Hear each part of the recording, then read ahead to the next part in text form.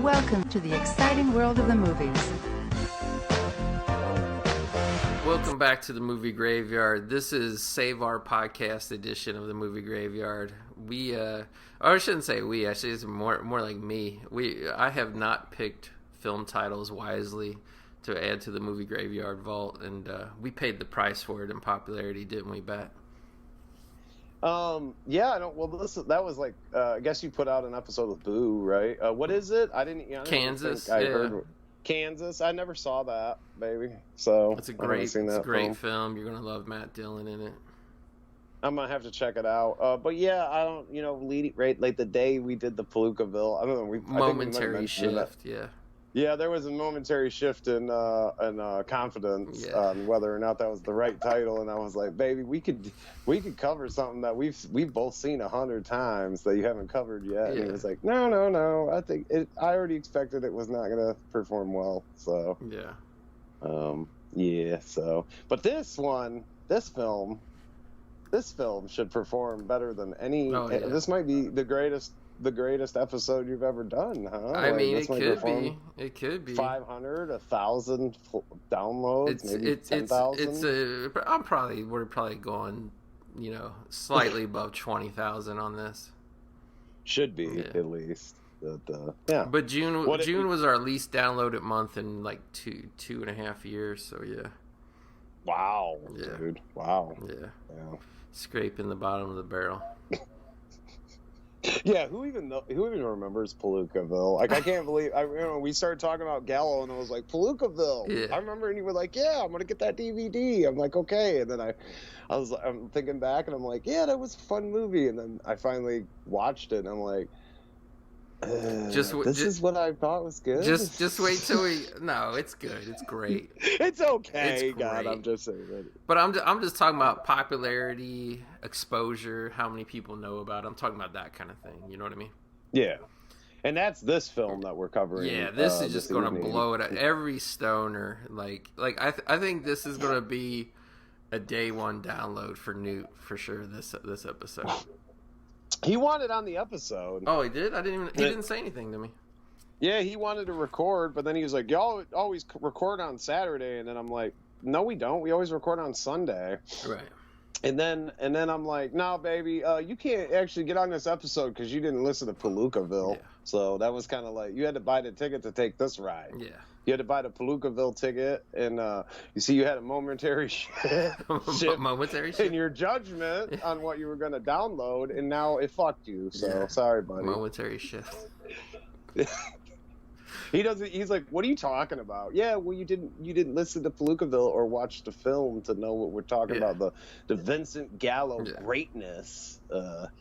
Wait till we end out the Vincent Gallo trilogy with Truth or Consequences, New Mexico, a film nobody's ever fucking heard of. That's really gonna, dude, he's done so much too. Like, there's man, there's so much. I need to track that one. I believe I saw that back on IFC too as well, or Sundance, briefly. I don't know. I feel like they were just running a bunch of Vincent Gallo stuff around that time period when Buffalo 66 came out. We need to do like a GoFundMe or a Kickstarter to raise $1 million to get Vincent Gallo and his semen on the podcast. Well, I think that if we bought the semen, that would be instantaneous. We could get a deal. But he said though he's not delivering it to any men though. That was part of the conditions. Oh yeah, that's right. Yeah. So I don't know. Because it's Superman cum. It's kind of like he's like I don't want to say he's like a Nazi or anything, but a lot of the stuff he was saying on there was reminiscent of he was bragging about his genetics. Yeah, Aryan genes and stuff, and how they're pure. And I think he even said that he wouldn't send it to a black woman. Oh, he even said that? Okay. Yeah, I think so. He's selling so many $1 million batches of semen that he can be picky about it. Right. So Vincent Gallo's getting $1 million for his semen. How much is ours worth? Toilet flush. The toilet paper it's shot into. Right. Half a roll of Charmin to clean it. Mere pennies, baby. I actually think that, you know what, I think even more than the poor title selection, I won't say poor because every movie's worthy of being praised, but I think even more important, it's probably all the semen talk, because me and Zach talked semen nonstop, and we did a lot of semen episodes, and then probably people thought it was going to be a breath of fresh air when you came on and was doing more episodes, and then somehow it was, granted, it was like a momentary shift in a Vincent Gallo semen talk, but it was still semen talk. When I ran across his own personal website, it wasn't like intentional, and to my credit, on Palookaville, I think we only maybe mentioned the semen like one time. Yeah, it was one time. Maybe I don't know. But yeah, it was so quick you could even refer to it as a momentary shift. Momentary shift, yeah. I mean, well, I felt it was needed. Like when we were doing Buffalo 66, and I ran across that. I'm like, someone's got to bring this website up and everything that he's got on here, and like. We really had to cover the gambit of. There's just so much to talk. I mean, there was a bunch of behind the scenes on that film to talk about, but there was just so much about like the legend, the myth, the legend of Vincent Gallo's, like that had to be talked about. Like, I mean, even to his friendship with Paris Hilton. Yeah. I mean, which seems just off the wall crazy to me that they're friends, but. And just like all of his that interview on Howard Stern was just like, dude, that was his greatest interview ever. So. And we had to uncover the mystery over whether it was true, his claims that Christina Ricci was drinking cough syrup the whole time. Well, he said she was drunk, right? Like, but I think on Stern though he said I don't know, she smelled like cough syrup. Oh. But here's the thing. As what he said before, he was in love with her when she was like a kid, and had to have her on set. It was like the remake of That Darn Cat or something. Yeah, because he said he went to a girl. I remember when he's promoting the movie originally, he said he went to this Christina Ricci movie when she was like 12 or 13, and he went with his girlfriend, and he was so in love with her that it disturbed his girlfriend. Love with her. Yeah. Well, it should, because she was like 12, or was it Casper? You think? Or I thought it was That Darn Cat. I think she did a remake of That Darn Cat with Dougie Dove. She did. Remember that guy? Yeah, I'm 99% sure Gallo said it was that movie he went to go see with his girlfriend. And she did that one movie where they're searching for the treasure or whatever too, as well. I actually got a copy of that not too long ago. It came out on Blu-ray. Yeah, I remember that when I was a kid. I mean, it's called like Gold Diggers or something. Yeah, she's not that much older than, like, I don't know. When I was a kid, it was like her and like Devon Sawa were like, you know what I mean, the child actors and stuff that, you know, I was grown up with, whereas you grew up with and I grew up with those guys too, the Coreys. Oh yeah. But that was more like your era was, you know, those actors. My era was when the Coreys were getting cornholed nonstop every night. Your era was more like 10 years later where they were finally coming clean about it. Right. Your era was like Lucas. Yeah. Which by the way, did you Crisco lubricant? I never knew this. Did you know where the Indianapolis Colts play? It's actually called Lucas Oil Field, named after that on-set incident between Charlie Sheen and Corey Haim. Yeah. Oh. Lucas Oil Field. Look it up, baby. Indianapolis Colts play at Lucas Oil Field. And Charlie Sheen thinks every day, I had a hand in that naming there. Yeah. Tiger blood. Adonis DNA. Yeah. I don't know. He's denied it. I love Charlie Sheen's performance and stuff. Corey Haim's mom said it's not true either. So right, yeah. So I'm gonna just have to go with that. Like, I don't know. I'm gonna think that if Corey, even though if it really did happen, like Corey Haim wanted it to happen. Like he was like bisexual. I feel like he was. Well, I think that's the claim is that supposedly he thought it meant something to him that Charlie was involved or wanting to be involved with him romantically, and then when Charlie, you know, went with girls instead, that was like a thing. But I just don't really believe that. I mean, yeah, I mean it's coming from fucking Feldman, man. So I mean the way I see it, like pretty much everybody who blackmailed Charlie Sheen came out and got discovered. So like if he was really like railing a bunch of dudes and getting railed by a bunch of dudes to you know get his diagnosis, I think those blackmailers would have came out too, and they never did, you know. So Yeah, it's just like a whole weird thing, and then of course, with the timing of his with Feldman's documentary coming out and COVID, he was like, the elite planned COVID to cover up my documentary that was coming out. I'm like, baby, I saw your documentary because there's a bootleg that got out, and I watched it. It got onto YouTube, and then it got ripped, and I got a rip of it, and I was like, honestly, it was not groundbreaking. No. It was like people that he had been talking about at conventions for like years that like you could go on to Wikipedia or whatever and look up that information. So what he was saying in the documentary was not like very groundbreaking. No. And he'd been actually talking about Charlie Sheen for years, which that was kind of like news to me. I hadn't heard that one too much before that, but like again, it wasn't like everyone was like, nothing in here was groundbreaking. No, you it had wasn't. the fat kid from Friday the 13th Part 5 like did him dirty or whatever supposedly, but then that doesn't make sense because they did that cop movie and he's like in it with them. And this is after he did them. Well, like that. also like, it's weird too because I think he waited. If I'm not mistaken, I think he waited till that guy died before he said that. And he didn't actually because he did it. I found an interview with him where he was being accused at a convention, like they were at the same convention, like a Part 5. It must have been like a Friday the 13th reunion thing, and he was like accusing it. He was like telling a bunch of fans and accusing him, and he had a podcast, and he went on the podcast and adamantly denied the claims. Again, it's another situation. That particular situation. From what I heard it was like a mutual thing, and like Corey Haim was like bisexual and he wanted to fool around with guys. Yeah. So, well, drug addiction really messes people up, and I think it's probably topics like this is what made us go into a momentary shift of poor downloads. And... We never do that before we get into it. We always save it for the end.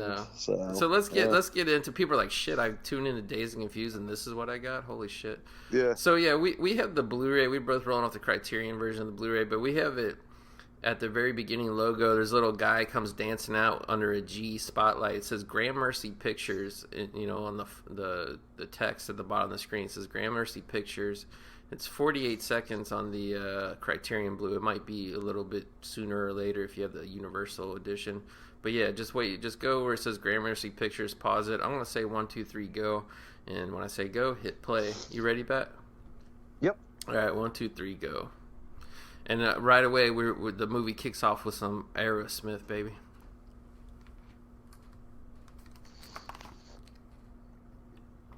Some sweet emotion. I have flashback. I felt like I was watching Armageddon with our boy Bruce Willis and Ben Affleck for a second.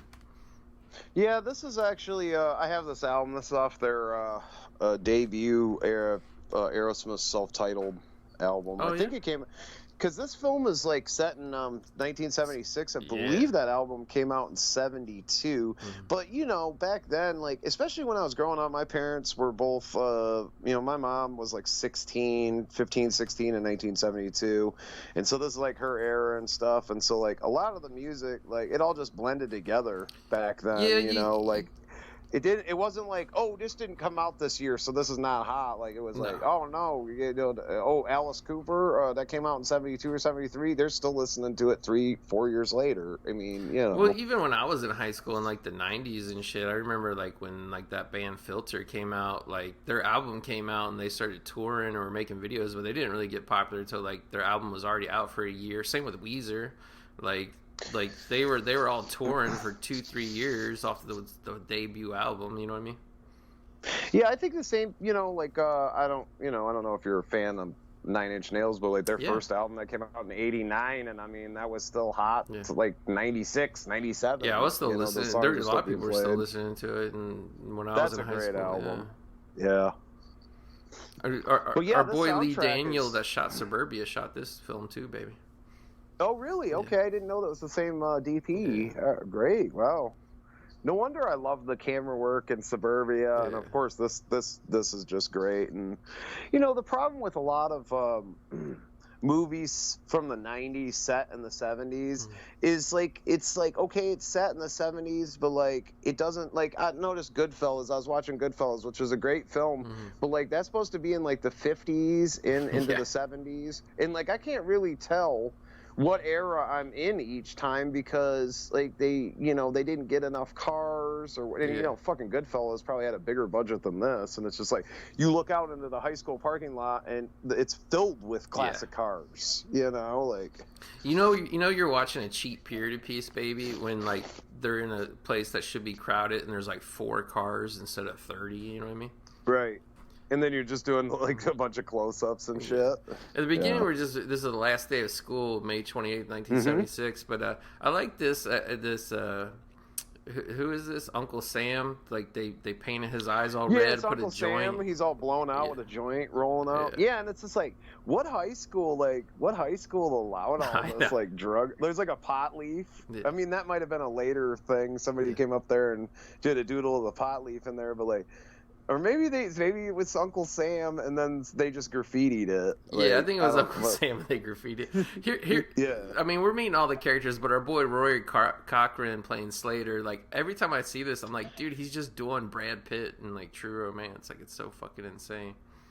Well, Rory's great. He never did anything like this again. No. He's in Scanner Darkly. He's in a bunch of shit, and he never did anything similar to this role. No. And he was just like the perfect stoner. It's just like it's just like Jim Brewer in Half Baked, and Jim Brewer, after listening to him in interviews, he's like, I've never smoked marijuana. Yeah. It's like what? Like you look stoned all the fucking time. Right, you still look stoned all the time. You sound stoned, and it's like, but so Rory's kind of got that going on too. Like he's just really good at it. I guess he's just hung around enough stoners that Yeah. Interesting thing about all these cast members, when I got because we were talking about this, and I'm like, baby, I'm gonna get the 4K. I'm watching the blue because I've yet to get the 4K player, but I just thought it would be good to get. And it was cheaper. It was just. Like, I think the regular Blu-ray was just as much as the damn 4K, so it's like it's just like a no-brainer or whatever. But I was looking up all the actors, and majority of the actors in this actually were born the year that this takes place, 1976. So I thought that was pretty cool. Because this movie was shot around 92, so like, they would have been, But here, the most famous actor in this entire cast right here, the guy with the long blonde hair and the Coke bottle glasses. Do you know what he's from? No, but I was watching the making of and stuff. I don't know what he was doing before this, and I haven't seen him. But I was watching the making of. I can't remember what they were saying he had been in, but he was in that, right? He was in the making of thing. Yeah. He's the most famous for his name's Anthony Rapp. He's the one that brought down the Kevin Spacey acting empire. Oh, really? Yeah, when he was a 14-year-old boy, he was the one that Kevin Spacey tried to lay down on the bed. Yeah, well, I just heard some stuff on NPR that, like, I knew he was being accused. He'd been accused of rape for a while, and then they were like, the trial in the UK is going forward. The 3 men, and I was like, men? I didn't know that you were into men. Yeah. I thought these were like women. Men? Kevin Spacey, he's rolling deep. Wow, Kevin. You like a rapist, but you a gay rapist. Like, I don't know.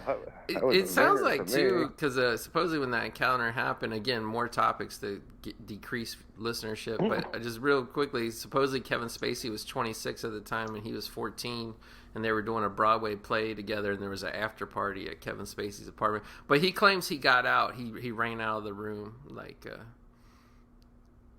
before Kevin Spacey could make it happen. So. Yeah, I didn't know about that about him. I didn't really look into him too much. I was just wondering about, like, he did go on to, I think, another little bit of an acting career or whatever, but nothing major. No. But not like our boy Matthew McConaughey. Oh, no. Well, we have a lot of suburbia connections, though, because here we have Giovanni's sister. She's in this. Oh, that's Giovanni's sister? Marissa, I didn't know that. Yeah. Oh, wow. Yeah, I saw her in the making of. That's the whole reason I got this Criterion set as opposed to just the Universal disc, because I'm sure it's like the same quality transfer, but I wanted to watch that making of, which I wasn't super impressed with, but she's fucking hot still. Like, she's like a fine wine. She got even hotter. Yeah, man. Got that, what do you call it? Got that Beck dick for a while, too. I don't know if they're still married or not. Yeah. Okay. Yeah. Honestly, all the chicks are hot in this movie. Like, every single fucking one. Like, I was like, was this like a casting couch situation? Like, why are they so hot? Well, yeah, Harvey, I don't know. This had some Miramax, right? No, like, this was Universal. This is Alphaville, baby, under Universal. Oh, okay. This is actually the same production company as Mallrats, baby. Not Mallrats, yeah. Oh, yeah, that's right. Gramercy did that. Yeah. But I just thought, because like I thought that there was some like Miramax money or like some Weinstein money involved in there, because everybody in these movies, these Gramercy movies, like went out or worked with, Miramax fucks. And well, what happened was like this. It was the casting office that was doing it for the Universal producers. They discovered a lot of these actors. Because like we have Joey Lauren Adams and shit, and then we have one of the London brothers. It's kind of like a dual feature. You could watch this and Mallrats and think the same guy stars in both, but it's actually not. It's the twin brothers, Jeremy and Jason London. I didn't really know that until like a couple of years ago. Yeah, actually, I didn't either. I always thought it was the same guys. Because what's weird is like not only are they twins, baby, but like they have the same voice exactly. Yes, they do. I didn't really like their hairdos are not the same, but I'm like, okay, well he grew his hair a little bit longer for the 70s, 70s piece, but yeah, so. But I think it was Newt was telling me like one of them's like a fucking drunk or whatever. He's a real bad drunk, and he actually made a fake story. It's Jason? Jason London is? Or is it Jeremy? It's Jeremy. Jeremy's the one that gets in trouble. The one that's like normal is this one. That's in this movie. Jason, yeah. Like he did some shit because I guess he was getting in trouble with the law or his wife or some shit was going on. So he made a fake story that he got kidnapped when he was on a crack binge. Is what happened. Okay. And it went in the news, and they're like, "Oh, this actor's missing," and then they found him, and like, no, it was all bullshit. So this is actually this whole thing with the paddling and stuff like that. Richard Linklater actually experienced this. I guess this was like a thing in Texas, but I don't know that it was a thing anywhere else around the U.S. Yeah, I never heard about it. Like, I knew about paddles from like fraternities, like in college, but I didn't know paddles was going on at high schools too. Right. But he had this going on at his high school, and it was like, I guess there were other high schools that were doing this in Texas, so it was completely normal to him, and he wanted to roll it into here. So. Some good character actors here. We got aboard Cole Hauser playing the kind of dumb jock buddy, and then the guy that I love in this movie, our boy Sasha Jensen, the huge star of Halloween 4, and we talked about him a lot on a previous episode. I can't remember what movie it was. Playing Don here in this film, He's so good, and like he played like one of the guys who got turned into a vampire in Buffy the Vampire Slayer. But like, that dude especially, it's a shame he just disappeared. Like really, this movie was one of the last big movies he did before he disappeared. Yeah, that's too bad too, because he's such a great actor, and I would love to see him come back. I really liked him in the Halloween. What was it? 4. He was in 4, but he wasn't. He got killed, right? Yeah, that's right. He had the shotgun, and Jason took it, or not Jason. Michael Myers took it and like rammed it through him and shit on the stairs. The one kid there that we follow around, what's his name? The Willie Wiley guy, Willie Wallace. Yeah, Willie Wiley, but I can't remember what is Mitch. In this, Willie Wiley, Wiley Wiggins, Yeah, Wiley Wiggins. He was in a film that I really liked that came out like right after this. Actually, it was like this film is why he got. And he's not like a big.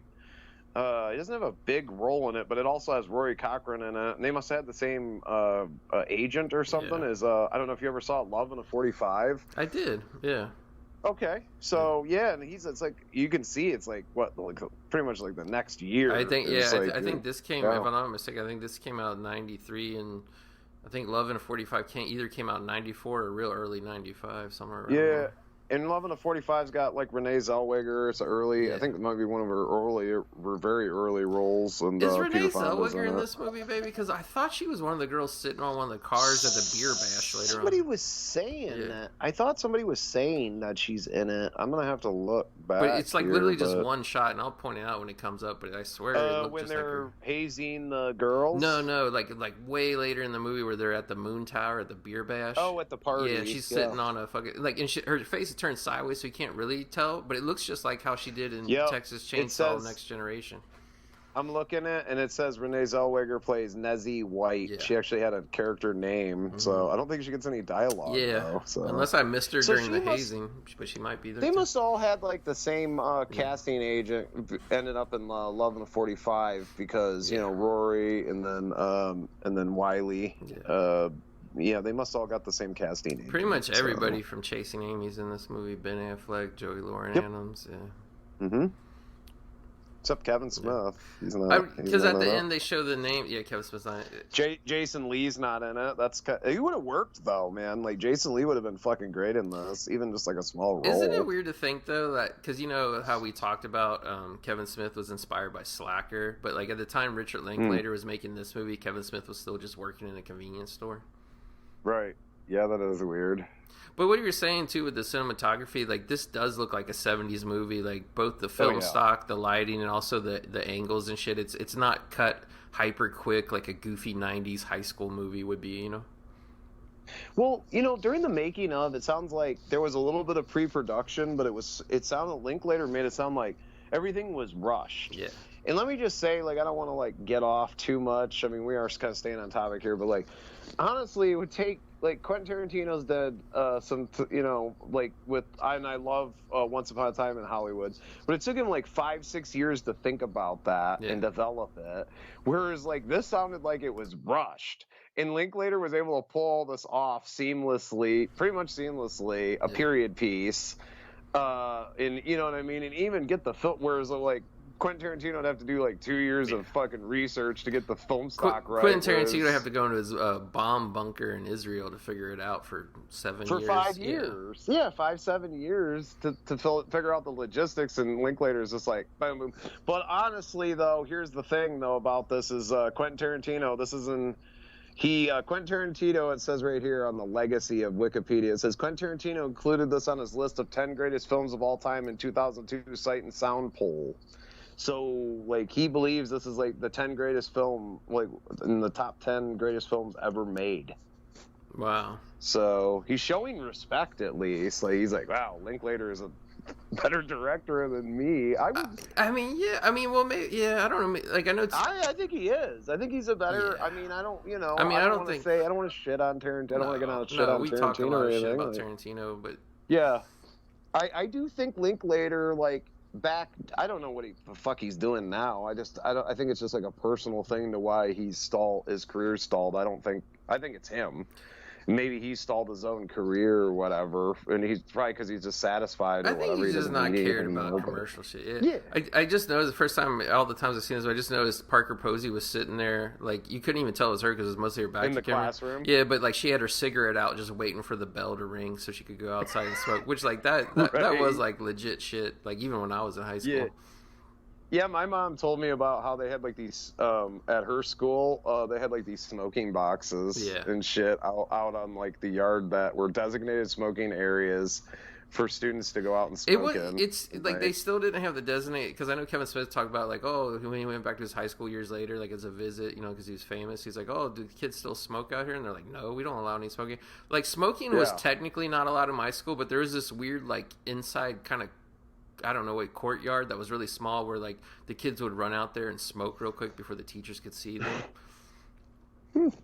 But I don't even think they would really get demerits or anything. Just be like, put that shit out, go to class. Or right. Yeah, but back when my mom was in school, they were like, just smoke in the designated area. Yeah. It's really like the first 15 minutes of the movie. I'm looking at the running time here, but I really do like this the small part of the movie that's like before class lets out. You know what I mean? Of course, they picked the Alice Cooper Schools Out, yeah. which Linklater said was like kind of cliche and stuff, and he didn't really want it there. But then he was like, it worked, and it's like it does. It does. The movement of all the kids trying to get away on their bike and shit. Yeah, it's awesome. Yeah, it's not actually cliche. Like it works, and when it works, everything just flows together. Is this the kid, the brother here that's driving? Is he the kid from what is it that? was it The Cure or whatever, that one movie from the 90s? I don't think so, because I think that was Brad Renfro and Joseph Mazzello. Oh, that was Brad Renfro. Okay, that kid kind of looks like Brad Renfro. He does, Renfro, but Renfro would have been younger at this point. That's true. Yeah. I think the girls hazing is actually worse than the boys getting spanked with the paddle, to be honest with you.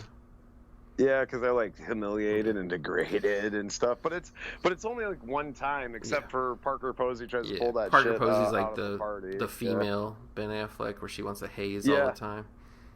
Pretty much, yeah. And this is like this is the big, like, I don't know, Mallrats. Yeah, Ben Affleck was like a douchebag in that, but this is like his standout, breakout, like, douchebag role. Yeah, this is what got him started. Well, he even said that, like, after he did Mallrats, he was like, "Damn, is that all I'm going to be? Is just a fucking, bully douchebag guy?" Yeah. Yeah. But I think he got that because he's tall. I think Ben Affleck's like 6'4", so it just made sense for him to be playing these bully roles early on. Yeah. He works. I mean, I haven't seen him play. It's not even his asshole character here is not even the same as the Mallrats one. That guy is kind of like a douchey preppy guy, where this guy's like a Billy Badass. Like everybody knows this guy like works on his car, and like he, once he gets a few beers in him, like this guy will beat anybody. He'll like tear his shirt off. Like this guy's kind of more like a loser guy, where like in the sad loser guy, whereas in Mallrats he's like fucking a lot of girls, and like that's where he gets, because there's always those different guys when you're in high school, college age, around that time, whether you go to college or not, you early 20s, whatever. Like there's those guys that get off on being bullies and being tough, but then there's the other type of guys who like all their self-esteem comes with like they got to be fucking a new girl every week and a half. You know what I mean? Yeah. Not to say Ben Affleck's character here didn't get laid. He probably had a girlfriend that he fucked all the time. Yeah. Okay, this always weirded me out, and I think I finally figured it out. But like, I was like, is this a fake door? What's with this front door of this house? Like, it's like a closet door. It's like a door. It's like a cabana. Yeah, it's like a cabana door. Bungalow. But I finally saw it this time.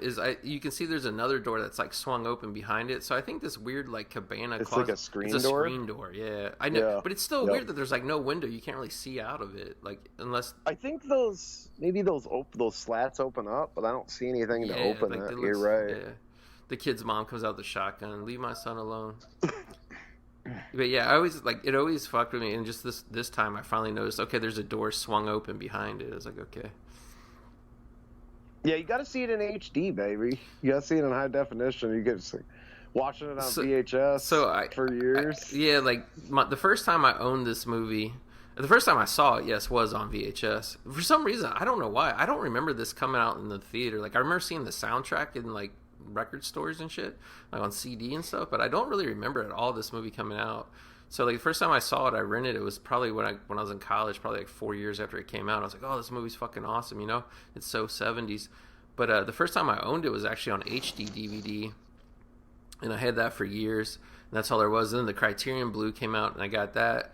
But I got from Universal loyalty points, I got the digital code, baby, and I'm ashamed to say I actually watched this film last night on digital. And now I'm rewatching it on the Criterion Blue, and the Criterion Blue blows it away. So, I would actually say it's a market improvement from the Universal transfer to the Criterion transfer. Yeah, the first time I saw this was it probably would have been like 95. Mm-hmm. I believe it was 95. Whenever it hit the movie channel, we had I don't know, I probably watched it on like HBO or Cinemax or something whenever it hit the movie channels. And I remember I like watched it and I was like, wow, this is fucking cool. Yeah. And then I kept, anytime it came on, I was like, I gotta watch it. And I remember I was sitting there with my dad watching it, and he was like, oh, this is cool. This is like my era. And then he's like, what's up with this paddling stuff? Yeah. And I'm like, I don't know. I just assumed this is what y'all did back then. And he's like, I never heard of this. What the hell is this? So that kind of like, he really liked the whole thing. Like he thought it captured the 70s really well. And in the soundtrack, and like it really kind of was like time traveling him back.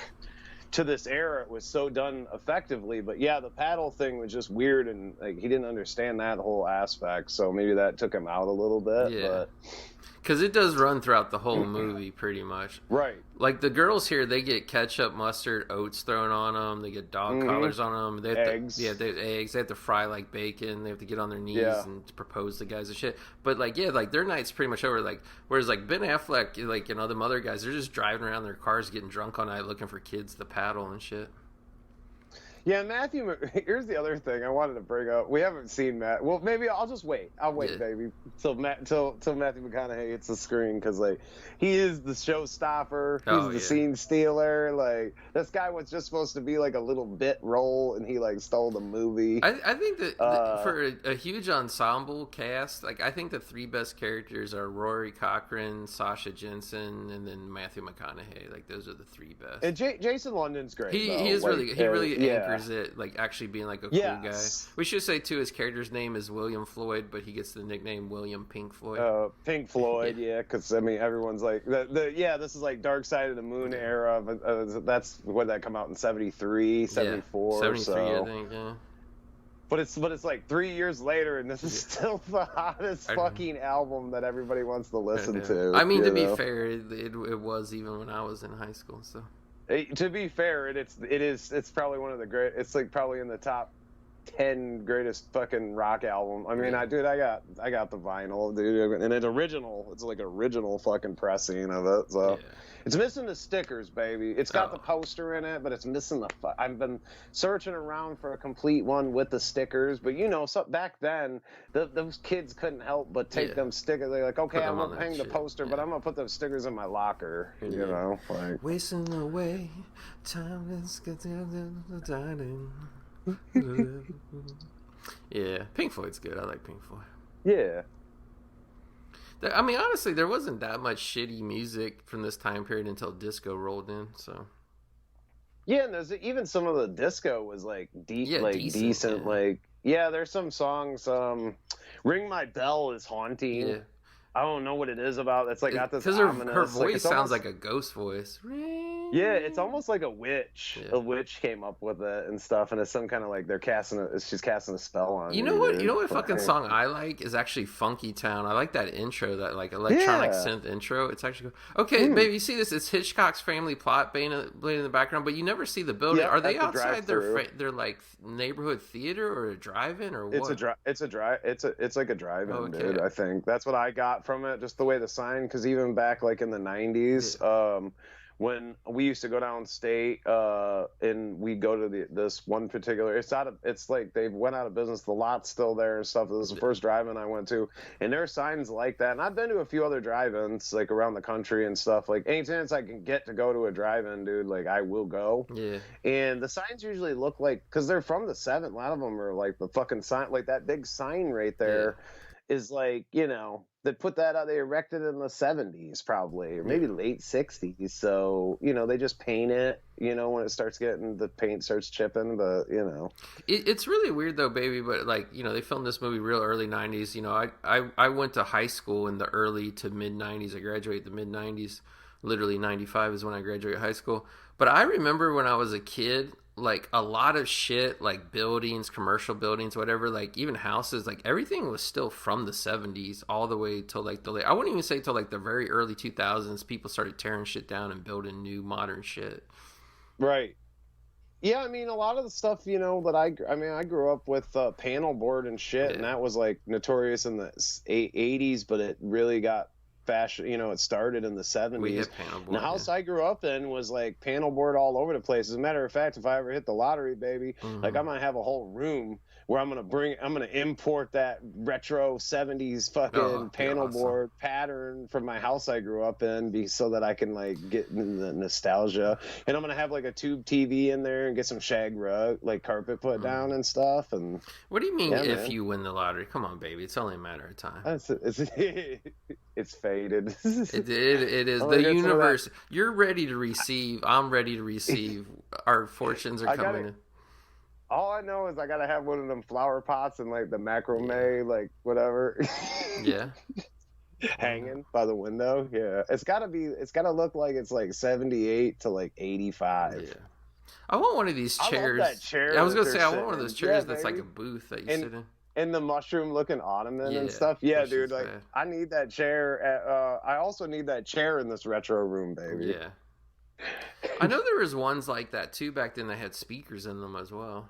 I don't think that one does, but I've seen ones that had that. Yeah. So he got the Dark And you Side could of the Moon mount that. poster. So we got to talk about this guy. I think Pickford is his name. Yeah. Yep, and his Pickford. girlfriend is future action film star Mila Jovovich. And she was like super young. I can't remember if she was like 16, 17 when they filmed this.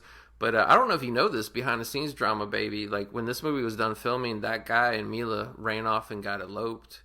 And then I didn't know about that, but I know he like did not gel.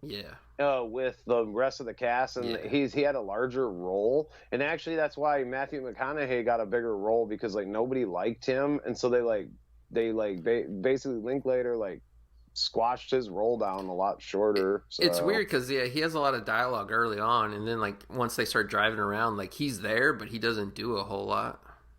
Yeah, I bet you they like nixed him from the set because he was causing tension and shit pretty early. Which is weird because I mean, dude, it's like I know I was a dumb dickhead when I was like in my early 20s, but if I was on a film set, dude, and I'm like filming scenes that I know are, if I do well, are going to be, you know, edited into a feature-length film and be seen in cinemas all around the country, I would not be like pulling some asshole move, you know what I mean? I heard it was either like Ben Affleck or Jason London like almost got into a fight with him actually. I think it was like Jason London was like they had to break up a fist fight because I don't know what the fuck. So yeah, so he eloped with Mila. He's great though. He is really good. He's like the good suburban stoner who's like, you know. Yeah. But yeah, like and then Mila's mom had to go get that fake or had to get that marriage annulled or whatever to get her away from. Was she like 16 or I think something I think she was. Yeah. She had an album come out around this time too. Like there was a time where like Mila did? Yeah, like they played the video. Wow. Like if you can look them up, like I forget what the name of the one song is. It's got a black and white video. And it's like it's actually kind of a cool tribute song. Like I remember her doing her like whatever debut single on Conan O'Brien show and shit. And like I remember when I knew Mila more from music than that. But I believe that's the only album she ever did.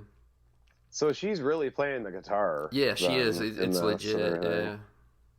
Yeah, I just thought that was odd. I didn't know that whole backstory and stuff on her being a musician. So, but yeah, this whole thing with Kiss and everything, like, and I heard like the whole thing, like they were, I guess the original plot was that they stole a Ronald McDonald statue from a McDonald's because this was like a real story, and then they made that statue into like Gene and Paul and stuff. They made these statues up. But it works, though. I can see why he kept it in because they were like, he's like, yeah, they told us that, you know, McDonald's wasn't going to let us do that or whatever, but we still kept this whole thing. But it like works because like everybody was like, yeah, Kiss, man, Gene Simmons, The Tongue, you know, like that's just like goes hand in hand with the 70s. That's why I like Detroit Rock City. I mean, it's that it's like a Kiss vehicle, but like it just totally like it's not. It's realistic that everybody was like into that, you know, into that band or was aware of that band and was part of pop culture. So I mean, they were even big in the early 80s. My cousin was still into them. Right. Like had posters up in the early 80s. So yeah, we actually got our first glimpse of McConaughey, but we don't know who he is. They just showed his car pulling into the hamburger place, but you don't know who he is. Notch. Yeah.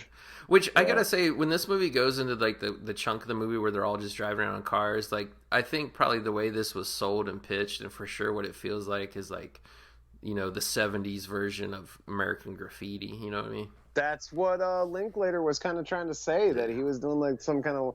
But like I also because I watched this a few, but I just had this realization because I didn't really like it so much. I've come to grow a little bit warmer to it. But I still think that needs to be cut down in Once Upon a Time in Hollywood. But I think that Tarantino was trying to pull off some Linklater cruising shit here. And not just that, you're talking, you know, American Graffiti too. He was trying to do that, but like his was just too drunk. It was like a little much. It's like, okay. Like I don't need to see every character drive around in their car, bro. I don't need to see. I gotta be honest with you, when it comes to that movie in particular, that's my favorite part of it. Like the favorite aspect of it. That's what some of the people were telling me that, and I watch it at least every month or every couple of months. That's how much I like the film. And I've kind of like appreciated it because like I want to see the longer version and stuff, and like I hate when it's like over and stuff like that. Yeah. So like it is one of those movies where I just like want it to keep playing. I want a Wasn't 4-hour cut. those driving scenes though, Bat? Wasn't that the only way he could actually like show the city the way it was? Because I know they used CGI to redo the Van Nuys drive-in and all that. I didn't know that he. Where did you hear that? Because there's like not even a fucking. There's not even a featurette or whatever. Like, where did you? Because what I understand is like I watched that guy that does the Dearly Departed, Yeah. and he was doing stuff out on the street where there was still like stuff from him making the movie, like changing stuff. He was taking people on a tour around LA and like different places and stuff where he had actually built like real stuff. Where did you hear that he used CGI for the Van Nuys? I don't think he did. He did because it doesn't exist anymore. Like I know what's there. Like I've been. You're sure he didn't build? Because well, also Spawn Ranch doesn't exist, but he built he built Spawn Ranch up a little ways away where another movie ranch was that had burned down. Actually, I don't think it's physically possible because the entrance, like watch New Year's Evil, baby. That's it. That's the Van Nuys drive-in. So really? watch Okay. it. Yeah, baby, watch Van Nuys drive-in and New Year's Evil when Evil pulls into there, and you can see the sign and match it with the thing. Like it looks. I won't say it looks digital, like it looks fake in Once Upon a Time in Hollywood, but it's obviously like a motion control shot because they use the crane shot and shit to show the drive-in and stuff behind. I would think that he rebuilt that sign. I don't think so though, baby, because I don't think you could get the painting like that fucking close. But he rebuilt. Okay, this isn't the only thing he rebuilt. Like I don't know, I could probably go through the list, but he rebuilt Spawn Ranch, and I'm gonna tell you that he rebuilt it to spec. I've seen enough photographs. I did a whole article in Sleaze Fiend on Spawn Ranch and what was filmed out there and stuff. I had tons of photos. He rebuilt that. It was in a different location. But he rebuilt that. The studio when he picks up. When Brad Pitt picks up Leo after he was doing like the TV show or whatever, like the studio there, like there's a bunch of posters or like stuff on the walls that was all really there. Like, yeah, dude, there's just like that one little, it's like, man, I can't remember what that one shop is where it's got all the psychedelic stuff. He like put, he built like outer things to, I mean, obviously he's not recreating the interior of a lot of these places, but he went and like did stuff onto the exterior and made like, I don't know, facades or whatever. Yeah. So it wouldn't surprise me if he actually like a sign. Come on, man, like a sign. You think that he's? I found an article that has all the locations, and again, we got to get back. Oh, they finally got Mitch after his baseball game. They're paddling the shit out of him. That's right. We're still in the heavy paddling era of. I saw in the description, but this article, of course, nothing scrolls like nice anymore. Yeah, no, we need to. I know. I feel like you did. I thought you covered it though, so it's too bad that you didn't have me on when you covered Once Upon a Time in Hollywood, because you should have, baby, because like I'm like a huge fan. I mean, we didn't do it for this podcast though, baby. Oh, you didn't? No, okay. That was for an offshoot bullshit thing.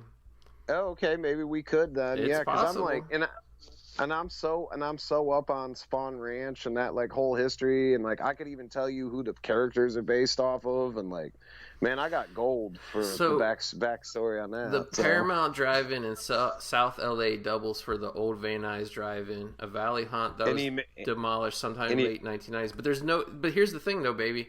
There's no picture of that not only that giant wall that they would have built to make the mural, but also the artwork. There's not one photo of it in real life. So I take that back. There is some featurette stuff about the cars and like building the sets, and there is one of with footage, and then I've seen photos of them building the Spawn Ranch movie set or whatever. But yeah, you're right. I never saw no photos or anything about the Van Nuys sign. So I just think that it's crazy that he would like spend all this time building these facades and doing stuff like all around town. And this stuff was like, it was because of COVID. So like these tours I saw, they were like, yeah, because of COVID, the stuff hasn't been taken down. But a bunch of people were like, we like it. Yeah. we don't want you to take it down because yeah, you've time traveled us back to another era. So yeah, I don't know. It's weird. Let's see. But yeah, we while you're looking on that, we got London is taking home Mitch, and he's buddying up with him. He's gonna give him a ride home in his I don't know, he's got his muscle car or whatever, and then yeah, he's basically invites him to party with all the seniors, and he's gonna become one of the cool kids. But yeah. Let's see. Okay, they built a miniature, baby. There is a picture of it. Somebody has it after filming. It looks like they filmed it on like a It wasn't CGI. It was a miniature. It's built to one. That's not even Tarantino's way. I know it's built to 1/24 scale, but it looks CGI when you see it in the movie though, because like the way he drives by it, like they don't really show it good. But yeah, I have the pictures now. He didn't build it at the actual drive-in. They photo whatever you call it. Not Photoshop, but they composited it in. See, baby, I had to fact check your statement because that didn't even sound right. I don't know that I'm aware of any time that Quentin Tarantino has ever used CGI. Yeah. I don't think there's been ever a time that's ever been done. There's one photo. There's one photo of the model of it, baby. Yeah, see? So, yeah, but I had a feeling because I never heard about I mean, you would have told me, yeah, there's the Van Nuys Drive-In, and like I had a feeling that did not exist any longer. Yeah. So, because I've been to the area where it's at, and there's different stuff there now, but I knew I knew like from the theater, reading the history of the theater in the area I used to go to, I was like, oh, this is where the drive-in used to be. And then but I didn't like actually know what the drive-in looked like or what it was until maybe I looked up photos. But I remember when I saw New Year's Eve, I was like, oh shit, that's the Van Nuys Drive-In. And then when I saw Once Upon a Time, I was like, oh shit, there it is again. But like I knew it didn't exist anymore. So right, yeah. We got some more American Graffiti. I was gonna say this is purely Van Nuys Boulevard shit. Yeah, too, Van Nuys Boulevard. Yeah. Van Nuys Boulevard actually is a remake of a ripoff of American Graffiti. But yeah, that scene that was like so. It was actually Nicky Cat the first time we seen him. That's why I said his character is like so similar in Suburbia to his character in here. Except he's like super skinny in this one. But like yeah, when he's pulling up next to them girls, that was so like Harrison Ford pulling up to the girls or whatever in American Graffiti. Parker Posey's hot. Joey Lauren Ives hot. The blonde, I don't know her name, but the blonde girl's super hot in this movie. I tried to look her up because I was like, man, that girl is so hot. What else? And she's just great. And I'm like, what else did she do? And she doesn't look like she did any. This is it. It's just like, how did you not get like pulled for other? Just like you're cute as fuck. Like I don't understand how your career didn't take off. But it's wild though that this was just like, I know it was Gramercy Pictures, but it came out through Universal and shit. But like there's a time where like regular movie theaters, shopping mall movie theaters were playing movies like this. I feel like really like the mid 90s and especially going in the late 90s is where Hollywood started getting really shittily commercial and just not putting out small movies like this anymore, you know? Yeah, but this made him a shit ton of money, dude, and still making lots of money. Like, was this a hit? Dude, I didn't see the box office. If you did a road show with this motherfucker, I bet you would put butts in seats like all day long. Yeah. Like, are you kidding me? Like, if you were like, we're gonna bring it out for, I mean, what is it? This 30th anniversary. This year would be what 30 years. They should have done it this summer. We've done a lot of 30-year anniversaries on this show recently, and I didn't even know it at the time we recorded the episode. Yeah.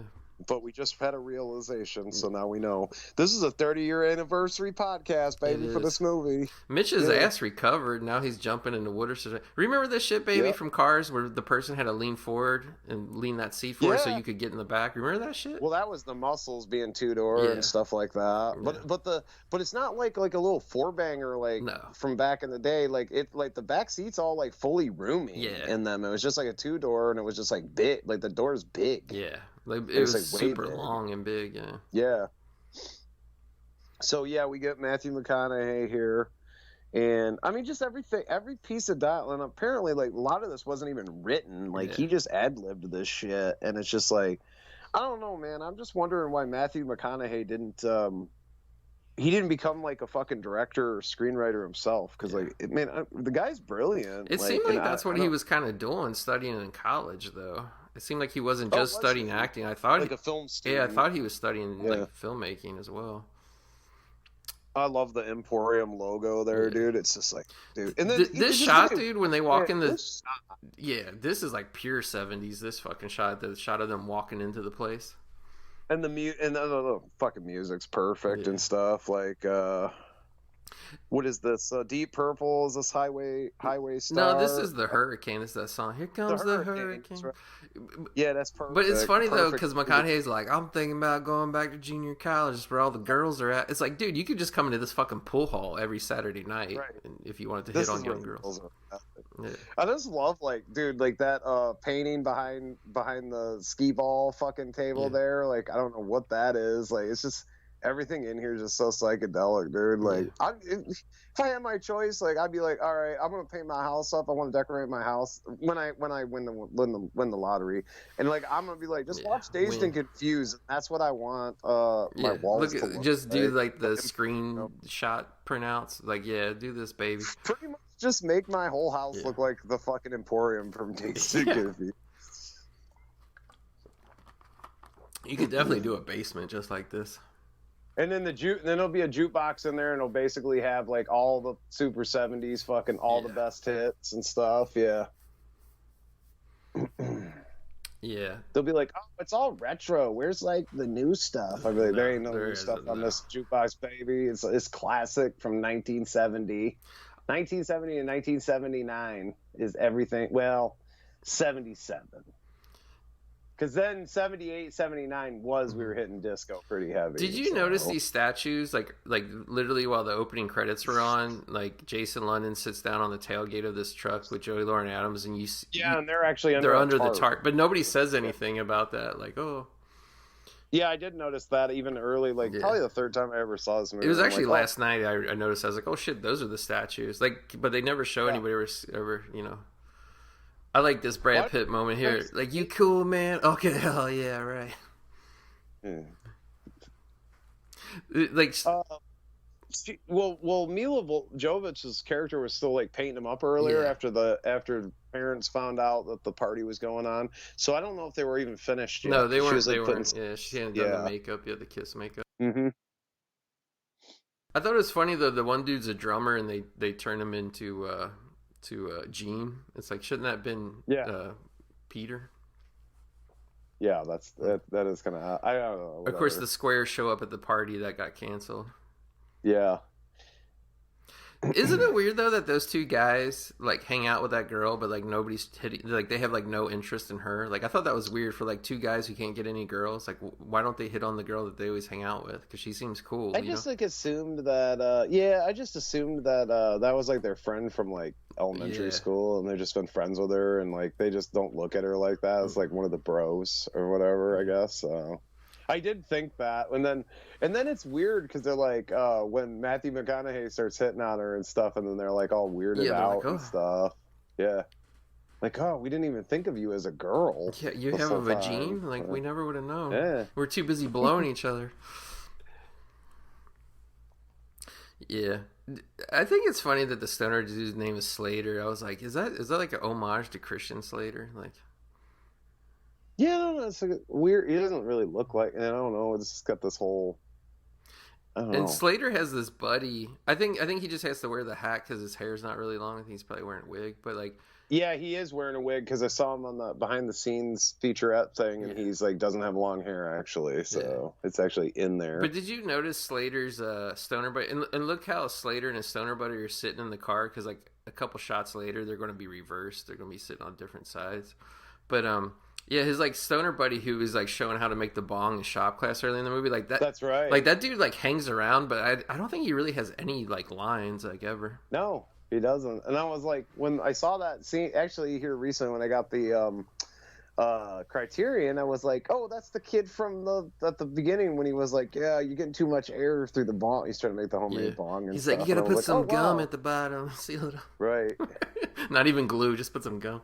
No, I thought this was kind of lame that these kids at this junior high dance, like their friend is actually making out with a girl, and they're like, "It's time to go, come on!" Like, when have you ever pulled your friend away from a girl to be like? Well, first of all, he's such a sucker too. I'd have been like, no, I'm gonna get laid tonight. Fuck you guys. I'm not. What am I gonna go out to the wilderness and get paddled all night just to go drink a beer? O'Banion's gonna paddle my ass hard instead of making out with a girl. That.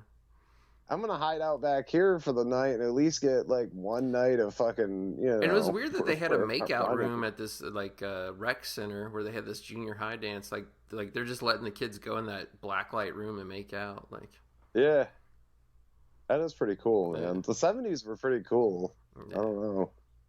I think the only misstep they did was they should have got Matt Dillon in this movie. Who would he have played though? He'd have been like he'd have been in his like what?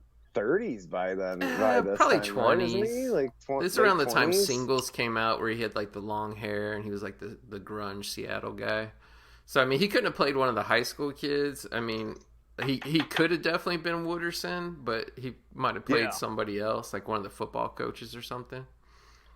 Then we wouldn't have gotten Matthew McConaughey though. That's he'd probably be like fucking pumping gas or something. I was gonna say, did you ever see that music video from like maybe 10 or 12 years ago where he played Wooderson again? It's like from a no-name band guy too. And and it's I didn't even know. I'm not even aware of this. He looks just like, I mean, he's like made up and everything like Wooderson again, and he's like has dialogue in it. And he comes into this bar and like the song's playing and shit.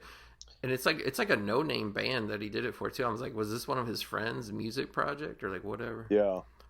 I wonder, like, you know, what'd be great is if Linklater sat down and was like, because I was wondering where like all these characters ended up. I'd like to, where Tarantino's getting into the novelization shit. Like, I would like to see like a novelization of like after this night and like I don't know, maybe even like what happened to them all and everything. Like I kind of think about these characters a lot and like what their lives ended up being like. And he was all about doing those sequels, like how he did the one with Ethan Hawke and Julie Delpy. He did 3 of those. You could have easily have done like one of these, like a sequel to this, like 15, 20 years later.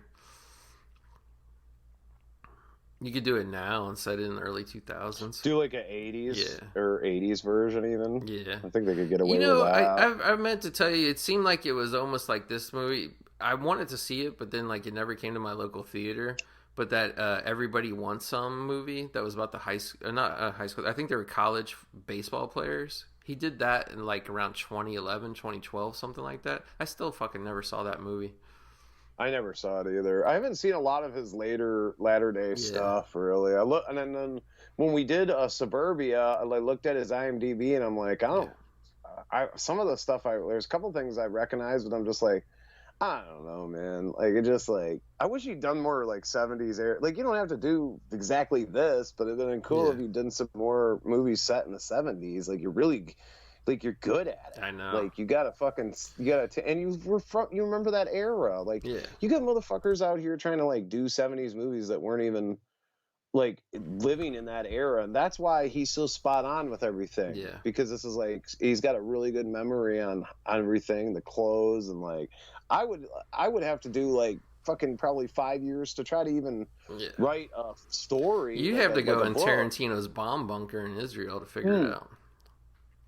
I mean, I probably could and stuff like that. And of course, like, I don't know, my roommate, you know, he went into the service in 77.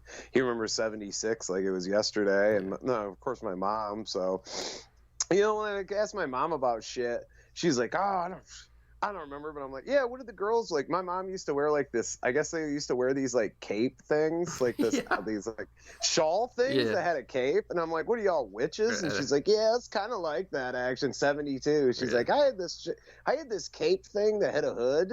And I'm like, that's like a witch's thing. And she's like, yeah, that's all what we all wore back then.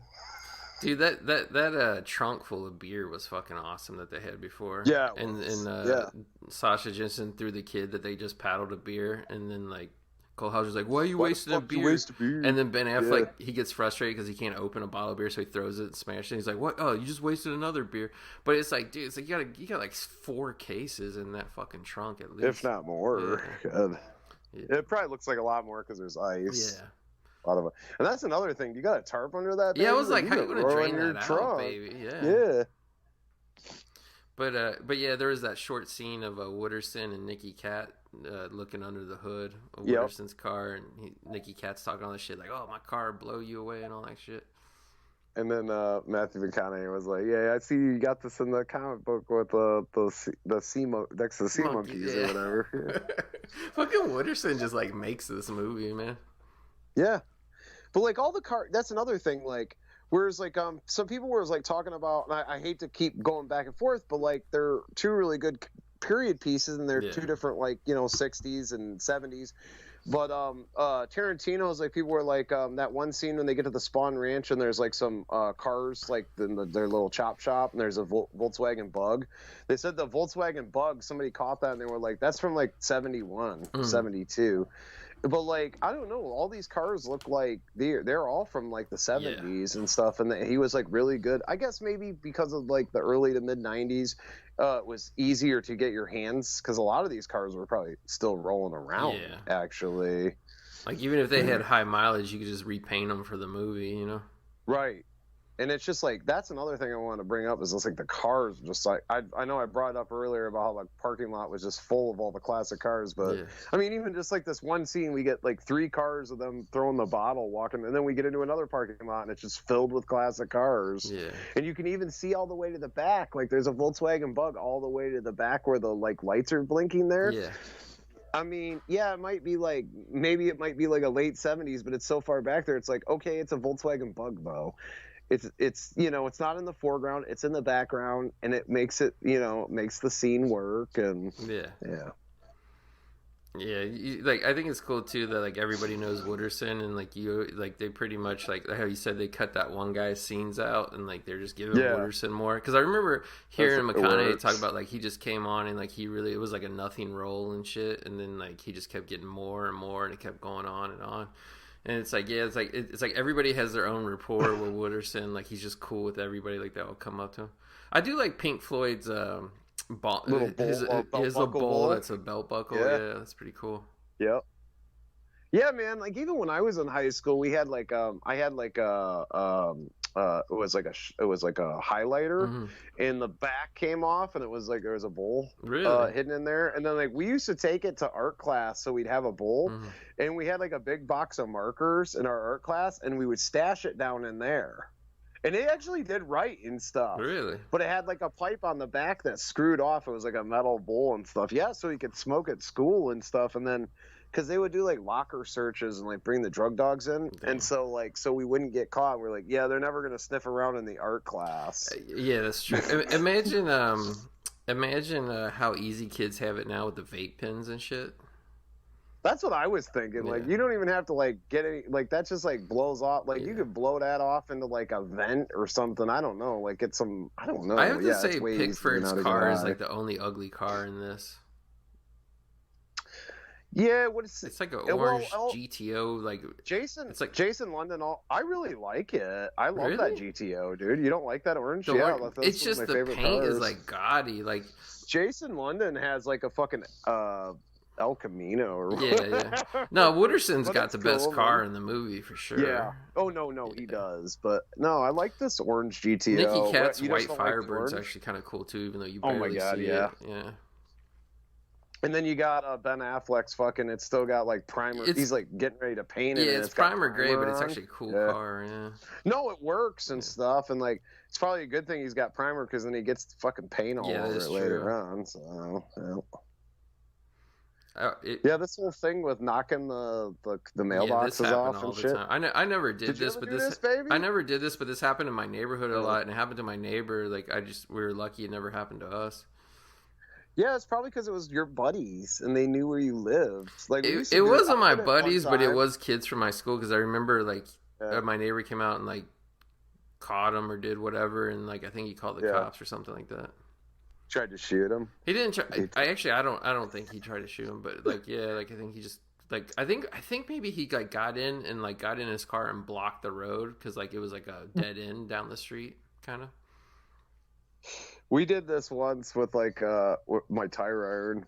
We knocked out like a shit ton, right? And a buddy of mine, a friend of ours, he was like, yeah, he was telling us the story about how everybody's mailbox except for his got blasted off. And I said, oh yeah, we knew where you lived. And he was like, what, that was you guys? And he was like, the cops were at my house thinking I did it. Oh my God. Because my mailbox was the only one that didn't get hit. And I'm like, well, we spared yours because we were cool with you. I mean, if you're going to do it, even though it hurt the shit out of your hands to do it for real, but like, I always think it's cool when they do it in movies where like they hang out the window with a baseball bat. That looks like the fun way to do it. Yeah, we did it with a tire iron, so it worked out pretty good. I remember there was this one, it had like these deer playing. It was like all painted up really nice. Yeah, we beat the fuck out of that one, dude. Yeah, like we seen that they must have spent a bunch of money because like I came back down that road like a month or so later, and they had like tried to tap out all the dents. Oh, okay. And because it was hand painted and stuff. I never really like vandalized shit. Like the thing we would do, me and my buddies, we did it probably 3 or 4 times to get back at people in the neighborhood we didn't like, just people who were legit dicks. Is we would go. Like, we'd have a sleepover, and we'd all be over somebody's house, and we'd sneak out at, like, 1, 2 in the morning or whatever, and we would always go to, like, people's houses and, like, pee on their shit. Like, so we would pee on their car door handles. Okay. Like, we would, like, if there was no lights on and it was quiet, we would go up to the front door, pee all over their front door and their door handles. Like, pretty much anything they would have to touch, we'd pee on it. Yeah, you guys are real sick, mischievous fuckers. Yeah. So. Now, don't you think this old dude who comes and catches up with them for doing the mailboxes and gets gun on, like, this dude had to be like a stunt man, right? Because he takes a gnarly ass fall. Yeah, no, maybe he had a stunt man though, because like you don't really see his face when he swings down, so I'm not really sure. He's a really good actor. Yeah. I've never seen him in anything else. I thought his performance was really convincing and believable. I was gonna say too, like, I mean, we'll keep an eye on it. Like, other than maybe walking around the background of the party, like, because they're doing this shit in Pickford's car. This is pretty much where Pickford exits out of the movie. Like. Oh, he is at the part. I think they're climbing up. Oh, I think he's climbing up the ladder. He climbs up the ladder. But I mean, he's just because I know Mila's there playing the guitar. But like, yeah, I can't believe this old man didn't blow out the back window shooting these shots. Yeah, though. that's what I'm saying. Yeah. You don't like Pickford's car, baby. That's mind-boggling to me. Whereas everybody else's car looks late 70s, that looks like 73-ish, 74-ish. Yeah, okay. And it's just a little too modern for, like, muscle car for me. I like them mid to late 60s muscle cars. You're just disappointed no one's zipping around with a Porsche.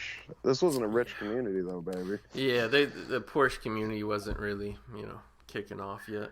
In Texas. Yeah, especially in Texas. Right. This was Ford, Chevy. Yeah. I mean, that's what Michigan's Pontiac. like. I don't know what Ohio was like, but everyone's like Ford, Chevy. Yeah. I mean, I don't blame them. I drove Fords for like a long time or whatever too. And just like. No. Yeah, we never really talk about the black guy in this movie. I forget what his name is, but he's like really not. He's kind of in it at the very beginning when they're all hanging around the school, but then he just disappears. He's great. Yeah, I think he's there's a scene out in the moon, when they're partying. He says to Mitch about. He's like, get over here. Yeah. Yeah, so we get another scene with him out there or whatever. But did he go on to like? I don't have to look him up what the actor's name is. Did he go on to do anything else? I don't think so, because it's like because like they do that thing at the end where they show everybody's name and their character name, and I was like, oh, I don't recognize this dude's name at all. He kind of has like a Bokeem Woodbine vibe going on. Bokeem's like way uglier looking. I just mean in the way he a good talks. Actor, like, yeah. I don't know. That's definitely more photogenic than Bokeem. But Bokeem, the reason he's had such a great career is. I like this too. The pregnant lady who's smoking. Yeah. Eat a green thing. Yeah. He's like, it's important you get calcium, man. I'm pregnant. Yeah. I love this old dude too that sells Mitch the beer, and he's like, oh, you're 18, right? He's like, yeah, sure. And he's like, go to college. He's like, yeah. Yeah. Like, he's just a cool guy. Like, I think probably back then you could probably sell beer to kids and not really get in trouble. Yeah, same thing with cigarettes too. As a matter of fact, they probably didn't even have. I don't know. I don't even know if they had an age limit on the cigarettes back then. Well, I remember. I mean, I think technically they did, but I remember cigarette machines still being everywhere when I was a kid. So like, you could just go to a cigarette machine because they're always like in hallways. Like they would have them in restaurants where I guess maybe somebody could watch you or something. But I remember cigarette machines like kind of towards the hallways and the bathrooms of like shopping malls and shit where like nobody was around. So if you were a teen smoker, you could go like, you know, without being watched and buy cigarettes everywhere through the early to mid 80s at least. I'm looking at Wikipedia and it's just like everybody had a name, like they actually had a character name. Like who is it here? I don't even remember them like mention. Maybe they mention her, but Mila's character's name is Michelle Burrows. Yeah, Michelle. Yeah. Yeah, maybe they mention her first name, but everybody has like a first and last name. Well, yeah, other than Pickford, because they call him Pickford and that's his last name. Like, yeah. But his name's Kevin because his parents are like, Kevin. Yeah. Kevin's in. Remember, she's like, oh, is Kevin going? Where's Kevin? Oh, he's in there somewhere. His mom was like a MILF too because they're like, did you come to see Kevin? They're like, no, actually, we came to see you. Right. She's like, oh, boys. And then they play like, we're going away for the weekend. Oh, is Kevin going to? No, he's upstairs. Yeah. I mean, I know it's important to pay off all the hours and hours of paddling scenes we had, but like this is like the only part of the movie that I really don't care for is like when O'Banion gets the paint dumped on him. It's kind of like, I don't know, it just kind of plays kind of lame. Like, I don't know. He kind of had it coming though. Yeah. I mean, that's kind of like the payoff, he definitely had it coming. I just rather see more scenes of people just like shooting the shit and drinking beer, you know?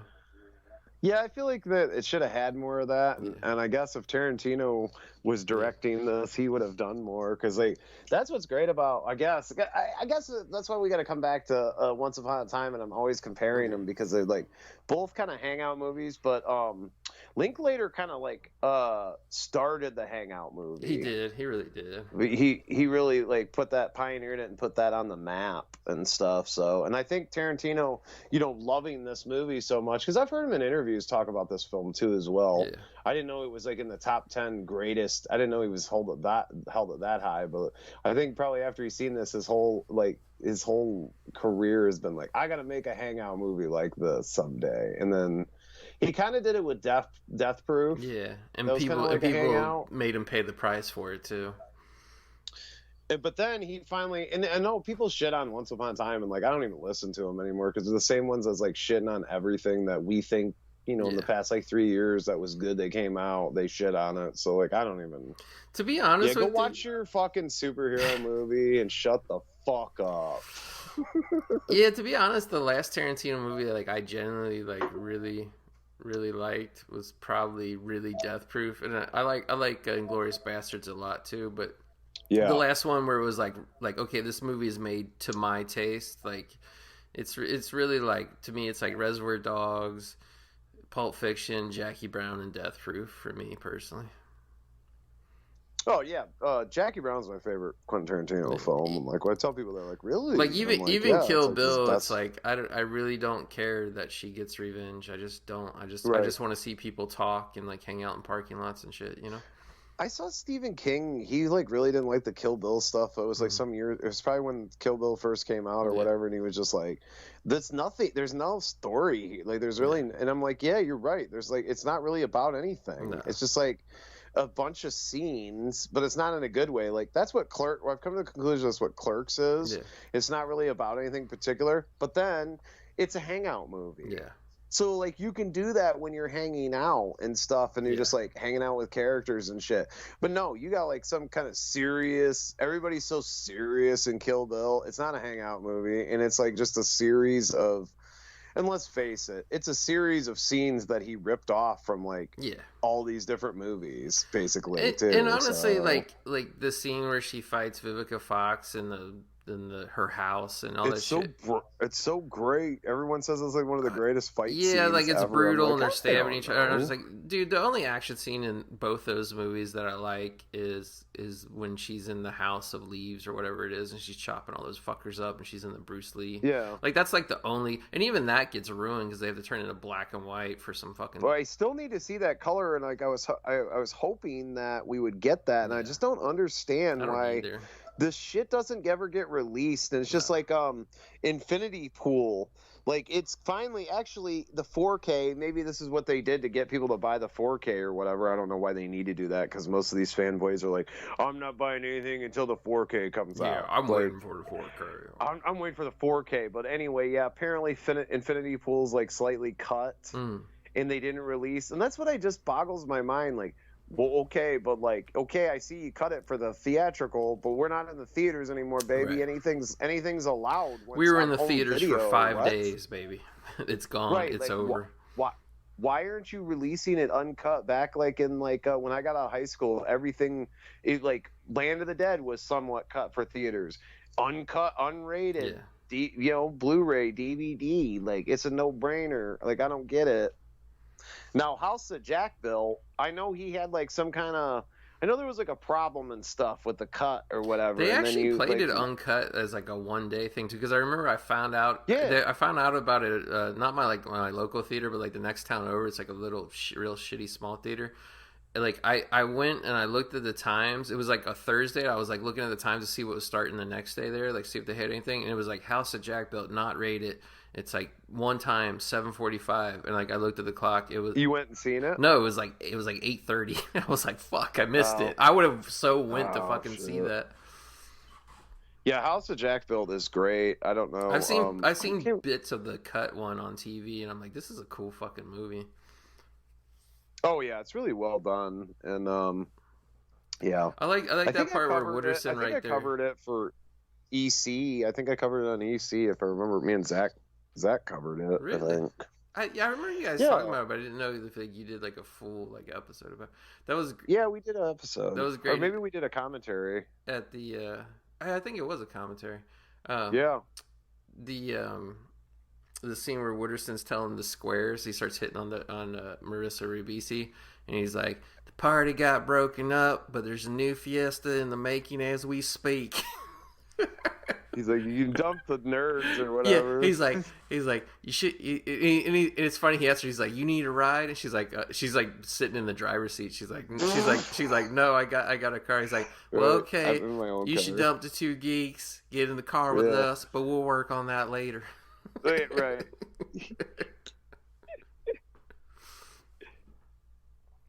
Could you imagine, like, well, not could you imagine, but when we win the lottery, we're both going to get fucking Wooderson cars. We're just going to drive around fucking in white t-shirts and fucking jeans acting like that all day. Yeah. With the why I got mustache, guy. I just got to grow my mustache a little bit further down. Like, his comes down a little bit, 70s style. It's a little bit longer. And I got to grow mine down a little bit longer. Like, I had it like that one time, baby, and I was like, I don't know. Without massive sideburns, which I had one time, too, I had, like, fucking That's the only thing I can't... chops, dude. Yeah, I want sideburns so bad. I can't grow them. And then I grow my mustache a little bit longer, and it'll look all right. But I just tried to grow the mustache long like that. And I'm just like, it doesn't look right without the pork chops. Like, you got to have the fucking pork chops to go along with it. Then you look like a biker or something. Yeah. Or a roadie for fucking Alice Cooper. Like, I don't know. Or Motorhead. I want some fucking pointy early 90s Morrissey sideburns, but I can't grow sideburns with the shit. This our boy Adam Goldberg runs into Nicky Cat. And fucking Clint is such a fake badass, dude. Like, he's such a fucking pussy. First of all, he's so skinny. He's like, oh, look, come here looking for fire. He's like, come here, drink beer and kick ass, and we're almost out of beer. This guy's such a fucking pussy. Like even I would have been like, all right, I'll fight you, motherfucker. Like, you're skinny and you're talking this shit. Like, I'd fucking fight you. And later on, but Adam Goldberg's character is just like he's never been in a fight in his life. Yeah, he's trying to like he gets punked out here, and like he gets all mad and he wants to go back and fight him later. Which like they play it like, oh, that was a bad move, but he actually got a good punch in on him. But yeah, Pink Floyd breaks it up. Yeah. But yeah, Nicky Cat's such a pussy. I would fucking whip his ass. You know, Wooderson could knock him out with one fucking punch. Most likely. Yeah. It's just Wooderson doesn't give a shit. But Wooderson's so cool with everybody, so like he wouldn't want to fight with anybody. Like, cool out, man. Smoke a joint. Hey, man. Yeah, you get like it doesn't really like you get the feeling that why is this guy like all in with the high schoolers and stuff? You gotta think he must buy like he must have been the one that bought everybody beer, and he has like a really good weed hookup. Like that's the only thing I can think, and then they just didn't get into it. But well, I think it's also that thing. I think it's that thing too. Like Wooderson's really not that old. He's probably only like 22, 23. But it's like at that time, like that's when everybody's getting married. So like he kind of has to hang out with the young kids because it's like they're the only ones still partying, you know? Right. Yeah, that's true. I just feel like we need the book, the movie tie-in, we need to write it. Book. Where it's like yeah, so it's like leaves off right at the end of this where they're going to get Aerosmith tickets, and like we get into the whole adventure of going to get the Aerosmith tickets, and then like at some point when they eventually go to Aerosmith, we go to that concert with them. Yeah, that should have been the sequel, like going to Aerosmith. Yeah, we're going to see Aerosmith, and it would have been kind of like Detroit Rock City, except it was you know. Wooderson, Austin, something. You know, they're going up. I think that's where they were going to go. Is like Austin to get back in the days where you had to like line up to get concert tickets. Yeah. Now this part was Slater talking about, man, this town's dead. Like they're on the he's and everybody's talking about like, you know, I just want to remember. I can't remember if it was this part or another part, but I know Don is like, I just want to remember that, you know, I did the best I could while I was here. Like this part is very suburbia, like where they talk about the town being shitty. Because everybody who's young, like it doesn't matter where you're from. It doesn't matter if you're from a cool place or a shitty place. Everybody's like, I gotta get out of here, man. I gotta get out of here. I was like that when I was young. That's why I went to Los Angeles. But it's like, yeah, I gotta get out of here. Nothing's happening here. You're like, I need to get out of Los Angeles. It's too expensive. Yeah. And then later, I was like, I can't wait to leave Los Angeles. This shithole. And now like I know, especially with COVID and like the inflation and like how everything's like super expensive out there and like whatever. And then you had some wildfire smoke. Like we're dealing with that now, baby. Yeah, baby. You got the Canada like this smoke. Past week. Oh my God, brutal. Tuesday, like literally it was like in front of my face, this haze. And like, dude, I woke up at 4:00 in the morning of that, like, so it would have been like Wednesday morning. And I literally couldn't breathe, dude. And like, if the day of walking around. I know, dude. Dude, I had that like 3 summers in a row, pretty much all summer. Yeah. It was fucking brutal, dude. It would fucking make you feel so shitty. But now with all that, Goat wants to move back to the Midwest. I know if you get it's not really cheaper now. Actually, like 2 years ago when I was like, or when the COVID thing, I was like, yeah, you need to come back. But now I'm like, now baby, it's pretty much the same. Like, and I don't know. Now we got the smoke, so yeah, that shit was going on. I saw Mac say something about how it was all hazy, and he's in Indiana, right? Yeah, I can't remember. Like they live close, but like him and Zach are like one of them's in Illinois, one of them's in Indiana. Zach's in Illinois, okay, and that's right. Mac's in Indiana. Yeah. There's Renee Zellweger right there holding the bear bong. That's her right there. I was thinking Mac was from Illinois, the original. We'll have. Yeah, I think they both were. He just moved away or something. Boys, right in. We know Zach's in Illinois, but Mac, tell us your origin story, baby. We don't know where you came from. We need the Mac and me origin story. Yeah. Has Mac been on your show? Yeah, he did at least one episode. I know we did. Oh, cool. He did what was it? The Pauly Shore movie? Not Jury Duty. What's the other one when they're in the dome? Biodome. Oh, you did that with? Oh, is it Mac and Zach? Mac and Zach. Yeah. I never had him on solo. Yeah. Yeah, I tried to get Matt. I don't know if I could have. Trying to think back. I'm sorry, Mac, if you were on EC. We planned to have you on EC a bunch of times, and then I remember he was like disappointed, and I was like, when me and Zach did Class of Newcomb High, and he was like, "Oh man, that would have been great," and I'm like, I did not notice. And then we were gonna do Caligula, and he's like, not into that. That's not my type of movie. And then he listed all the stuff he likes. So I was like, oh, this is all trauma booty. Yeah, I don't know how Mac finds time to sleep. He's always streaming those videos, doing like 3 hours streaming video games every night. Yeah, I was like, we'll have to get you on, baby, when we do like ghoulies too. Oh, he loves ghoulies too. There's actually a I know. photo of him in a ghoulie. Did you ever see that? It's like in a bedroom. He's with a ghoulie. Like it was like originally some girl that like was like being all pushy, trying to get the D. So to be funny, Zach, like they're like sitting on this bed on like the corner, and like Mac's sitting there looking like, where the fuck am I? What am I doing? Type thing. And like there's this girl, and then like I guess to keep it anonymous, Zach put in the ghoulies ghoulie head on top of the girl. It's fucking hilarious, dude. Yeah, I love how they all just fall. Like the girls are so drunk. Parker Posey's so fucking hot, dude. Like I'm not even into skinny girls, but she's so fucking hot. What's Parker doing now? Like she's still got a career. I saw her in something real recently. Is she doing like some of them? You know, I get it too. Like a lot of people, it's like, yeah, you're talented and everything, but like, then like, oh, their career is dead because they're doing TV. I'm like, no, they just want a steady paycheck. Like, people don't understand how like the movie business works. They don't put you on like a salary. No. Maybe some of them do, but you're not like on a salary. Like you do a movie and then like that's what you live. You like pay your bills. Like 3 weeks work. Right. That's why Nicolas Cage just keeps like doing. There was like, why does he do so many movies? I was like, because he's addicted to money and he likes to spend it. He doesn't want to like have to. He lives in Las Vegas, baby. Right. I mean, what do you think he's not doing? He's throwing $10,000 a fucking dice roll on the craps table, baby. You can't just do that on one movie. He's got women too. I mean, I don't think people really understand what it's like to, you know. Like, and he's got an expensive wardrobe. Yeah, he's a real expensive wardrobe. You know how many fucking snakeskin jackets that motherfucker owns? I know. And snakeskin boots. Yeah, they're not fake either. You know what I mean? Or he's got to have those Italian leather boots and shit. You know? Yeah, I know. I'd love to live it too, man. But you know. Yeah, I mean, you know, it's like, you know. It is what it is. Like when you don't have any money, you live cheap. When you have money, you spend it all. I think you should like live cheap. Like I'd live like cheap. I mean, obviously, like I'm gonna do like some wild stuff, like build a movie theater in my house. I'm gonna build a movie theater. Yeah. But like, am I gonna change like, well, I'm gonna be like, oh, I'm gonna eat caviar every day. No, man, I'm gonna get that Velveeta. We're just gonna have more boxes of it in the pantry, baby. Well, like also too, like I'm finding out, baby, is like if you want to stay lean and healthy and exercise, it's like you pretty much your diet has to be probably 60% vegetables. You can only spend so much money on vegetables, baby.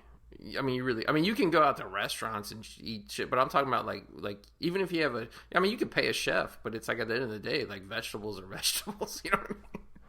Is that what? Yeah. Oh, I know. I mean, I eat enough vegetables too, but you know, maybe I should be cutting back. Really, I should cut the pork out again. Yeah.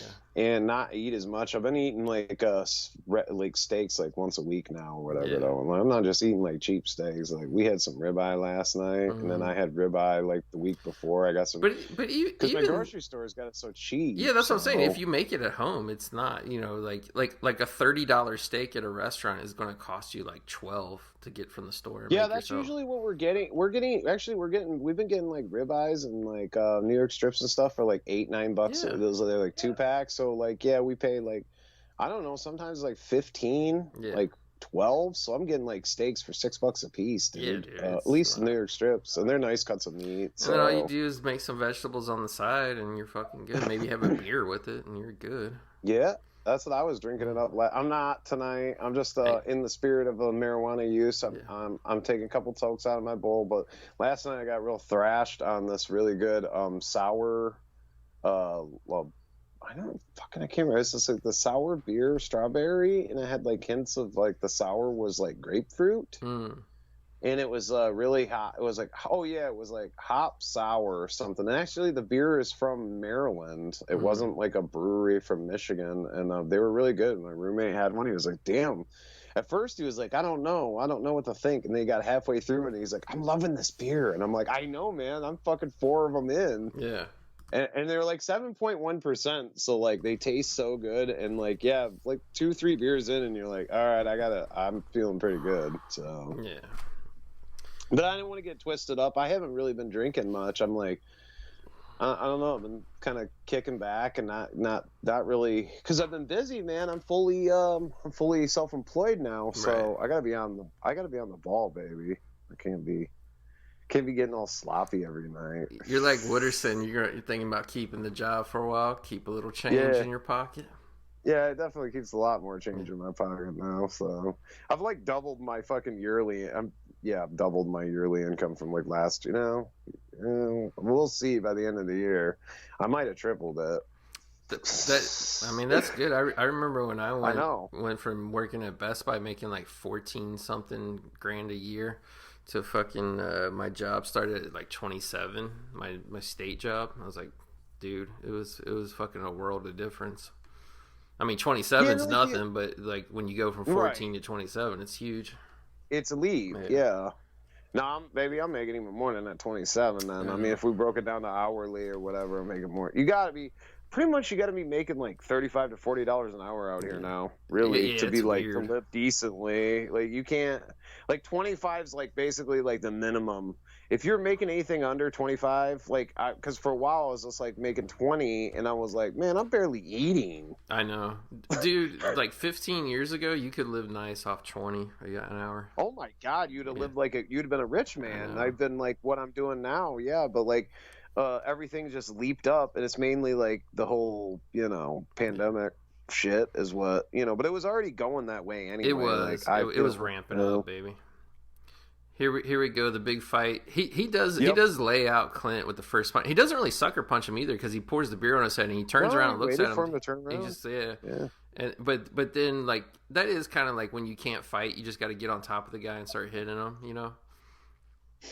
That's what I'm saying. Like somebody who actually really knew how to fight would beat the shit out of Nicky Cat. So here's a little, like, I guess, back history on like the releases. MCA Universal. See, I had that was the VHS too. Released Dazed and Confused on Laserdisc in January 1994. So I probably saw this in because once it hit home video, I'm guessing I saw it like in around 94, 90, like probably that fall. I probably seen it on the movie channels. Followed by the VHS release 2 months later. And then, once I discovered this, every time I went to the video store, I'd like seek it out and rent it. The film was released then. The film was released on HD DVD in 2006. That's when I got it, baby. But at some point, Universal released like a regular DVD because I had it in, I must have been shortly after. I feel like I got it in 2007, 2008. Yeah, because then they jumped to the Criterion Collection released a 2-disc box set edition of the film on June 6, 2006. I don't remember seeing that. Do you? Which one was it? This is Criterion released a 2-disc DVD box set in 2006, in June of 2006. I don't remember. I didn't see this. I wasn't aware of Criterion putting out a Criterion treatment of this until you told me, hey, baby, the Blu-ray's at Best Buy. And I was like, I know, I keep looking at it, but it's too, I think it was like $26 or something at Best Buy. And I was like, I don't know, man. I've got the, at the time, I think I had like the DVD or something. And I'm just like, I got the DVD for like $5 when it came out, Yeah, because it was that thing, like, it was the same with, like, Videodrome and everything, like Videodrome, I think my roommate had the DVD. That came out on DVD, because I've got the DVD. He had the DVD, and then I got the Blu-ray, and I remember the Blu-ray packaging was, like, exactly the same as the DVD. Yeah, pretty much their 4K, I think it's their 4K, because Arrow put a 4K out, too, right, of Videodrome? Yeah, recently, like, real recently. Yeah, recently. But like their 4K, their DVD, Criterion that is, and their Blu-ray, the artwork's the same on all three of them. They didn't change it at all. Change shit. Arrow's artwork's great looking, like, but I don't know. I think that's like Region B, right? Like and it's not a region. Like Criterion has Region A, and then they put out Region B, right? But I mean, it's all right because it's the 4K. Yeah, 4K. I think it was a UK release, but yeah. Either way, I don't care. I'm gonna stick with the Criterion. I like that one. The attention to detail. I like that one short scene where Cole Hauser goes to get up out of his chair, but he realizes he has to sit back down because he's too drunk, and then he burps. He's like ready to puke because like. that's another thing why like I only bid like 1 or 2 keg parties, but it's like dude, we can just get a 30 pack and it's better like than pumping this fucking keg, because like keg beer always had so much air. Like I don't like draft beer either really, but like it just has so much air in it. Like after you drink about 5 or 6 keg beers or draft beers, like you feel way grosser than if you drink like 10 bottled or canned beers. Well, you gotta also like dispense it properly. You gotta tilt your glass and shit so it doesn't get too much foam on it and stuff. You can get a lot of that air out. But yeah, no, I agree. Keg beer is like, I don't know, man. Keg beer is like cheaper way to go though. Is like, it? You get you get more bang for your buck, man. Like you're gonna get a lot more out of that because you're gonna get a deal. Like, I remember we used to get kegs and they were like, I think like a pony keg was like 50 or something like that, but then like a regular size keg was like maybe 80. But I mean, how many beers would that be though, BB? Because like you get like a 30 pack of Coors Light for like, I mean, I used to always get it for $19.99. Now it's like $28, but even still, that's got to be like way more beer than that fucking keg, right? Wouldn't even a full keg? Wouldn't a full keg be like probably 60 beers? Like, I don't know. They're saying that a half barrel is, I guess that's what you're getting. Like his amount of beer in there is like 15.5 gallons. So it's 165 12-ounce bottle beers in a half barrel. Yeah, so you get 165 12-ounce bottle beers in it. No way. And then if you get a quarter barrel, you get 83 12-ounce bottles, which is a pony keg. So you get 83 12-ounce bottles. I don't know, man. I'm gonna tell you, like a lot of the parties I went to, we had pony kegs because I was like, because people are bringing their own liquor and shit. So like, and then people will bring their own cans of beer. So like, if you got a keg and then people bring like a little bit of extra beer and bring liquor. And then there's drugs, of course. So, well, that I mean, we're for real. Yeah.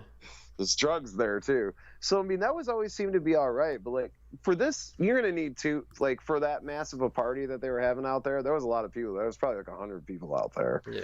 You're gonna need a couple like full. You're gonna need a couple half barrels. I would think. You know. Yeah. I never been to a party with 100. I never went to like a party that big.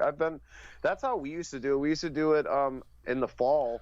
We do these field parties, dude, way out in the woods. Mm-hmm. And then what the guys that were like putting it together, they'd find like a different spot like deep on these 2-track trails out in the woods. And then they would like tie little ribbons. Like one party I went to, there was like ribbons follow the trail or what the fuck? Yeah, you follow the ribbons to tell you which way to go on the trail because not everybody knew, but they would be like told, like they'd text like, look for the pink ribbons.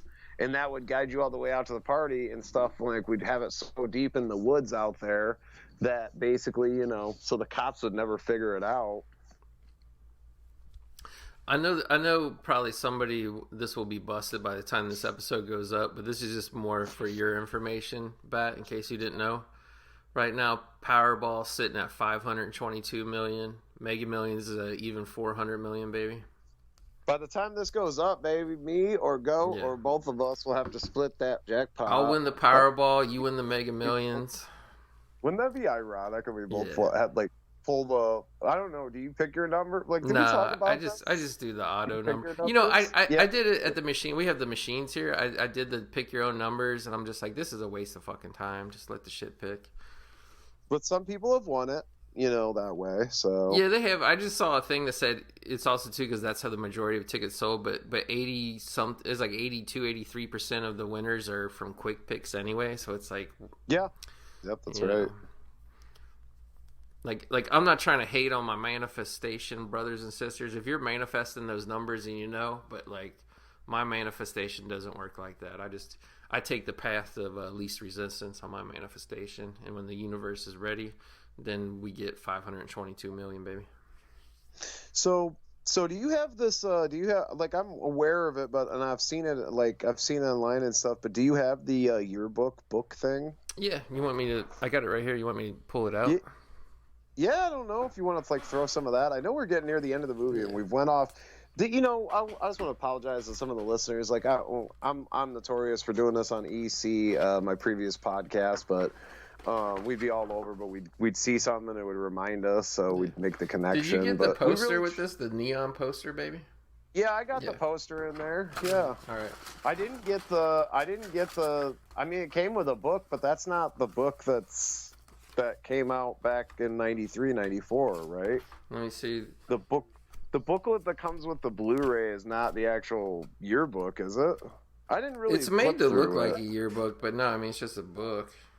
Well, there's a book that was put out though in '93. That's St. Martin's Press, 127-page softcover book. You don't have that? No, I don't have that, baby. I thought you meant this like book that came in here. Because it looks. No, I got that book. But I don't think that's the yearbook. Like you can buy it on Amazon and stuff. It's on there. Maybe we need to buy that, baby. Look, this is what it says. It's based off the screenplay. It was compiled by Linklater, Denise Montgomery, and others, and designed by Eric Josowitz. It was presented as a kind of yearbook with character profiles, essays by characters, a timeline focusing on the years 73 to 77. In various 1970s pop culture charts and quizzes, it also featured dozens of black and white photos from the film. Maybe that's how they knew, like, that's why all the characters have names, because it was more fleshed out in this thing, the yearbook thing. Probably is. Yeah, this came out in September of 1993. I can't believe you weren't on that, baby. I think I've seen pictures of it, but yeah, like I've never seen it in person. Yeah, I looked at it. I looked it up, and I think Newt mentioned something to me about it. Yeah. I don't know that he has it though. So, but I was aware of it. He's like, "Have you seen the yearbook thing?" And I'm like, "Yeah." I mean, I'm aware of it and stuff because I've seen some stuff out of it, but. I don't, I'm not very familiar with it. So we never talk about the main plot of this movie, baby, and it's starting to like wrap up and pay off here in a second. But the main plot of this movie is William Pink Floyd is feeling rebellious because the football team, he's a starting quarterback. Oh, yeah. They want him to sign the pledge that he won't party or have any fun during that summer. That he'll come back and be clean, drug free, alcohol free, whatever. Yep.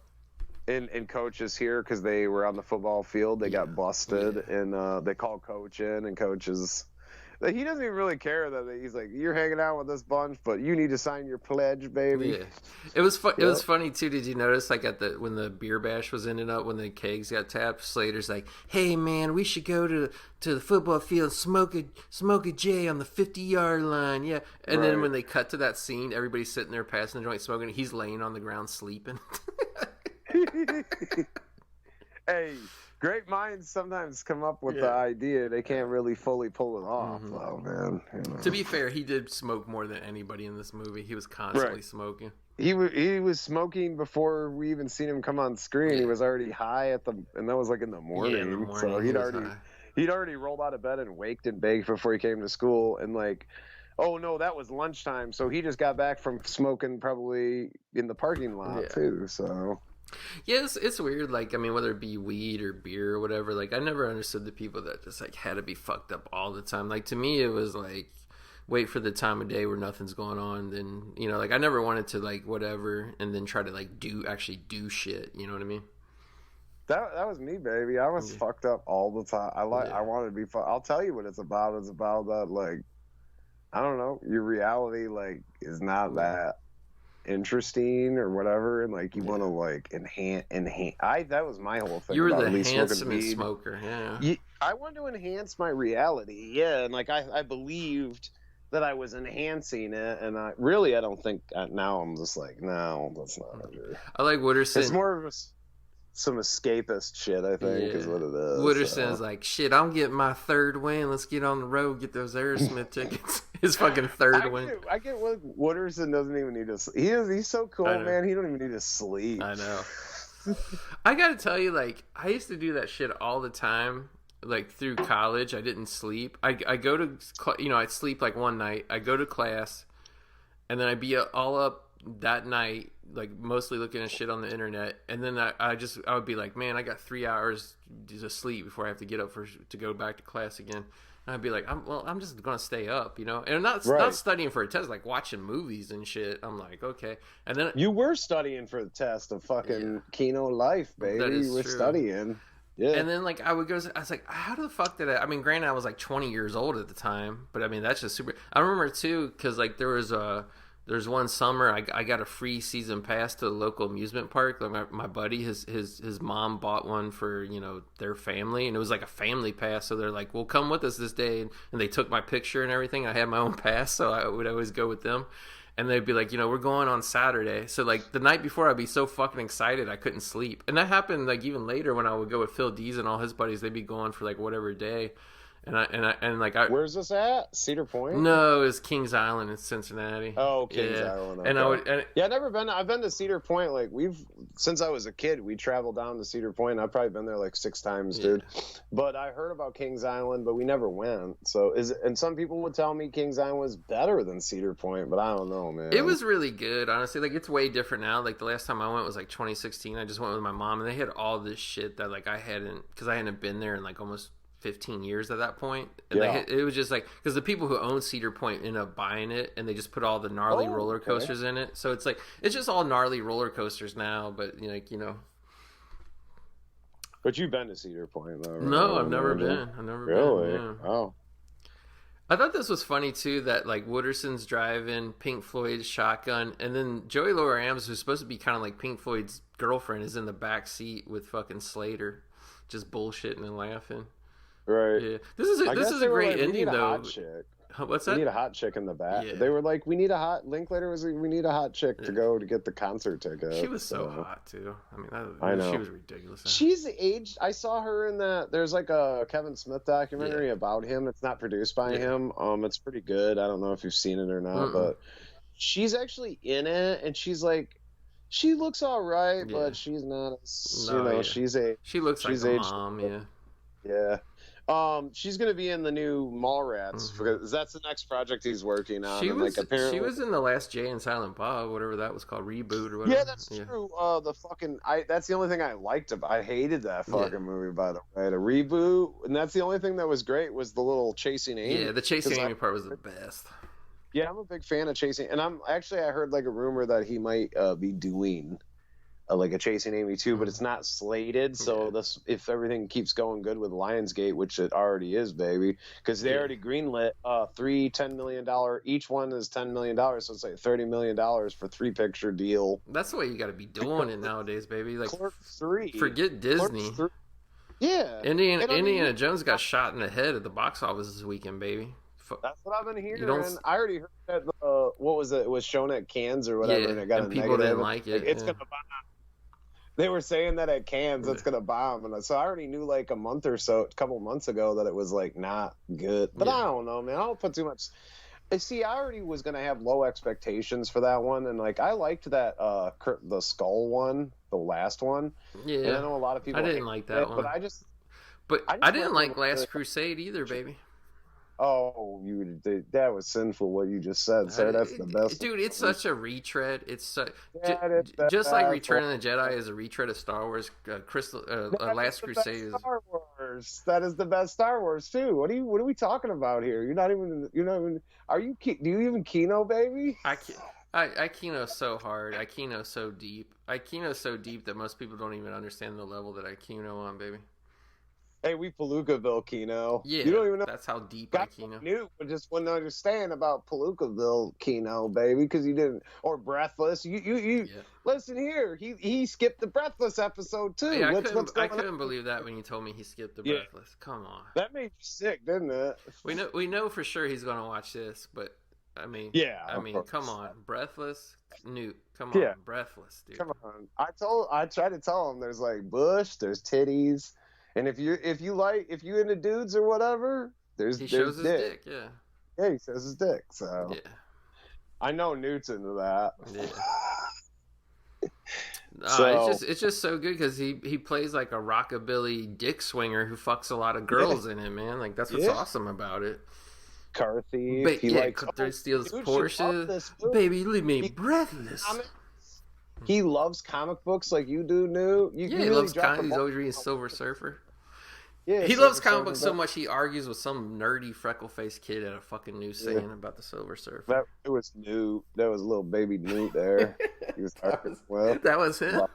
Server. Yeah, it was him. It didn't 'Cause that look kid like was him because that kid looked like he was like half black or something. Silver Surfer. Well, Newt thinks he's half black, Okay. so that works. I didn't know that. Yeah. Telling you. The only way that it could be more up Newt's alley is if they had a wrestling match in it. That's the only thing. Yeah, lucha wrestling. Lucha wrestling, yeah. Yeah, it has to be a lucha match or something. Yeah. Ultimate Like, Gallows extravaganza.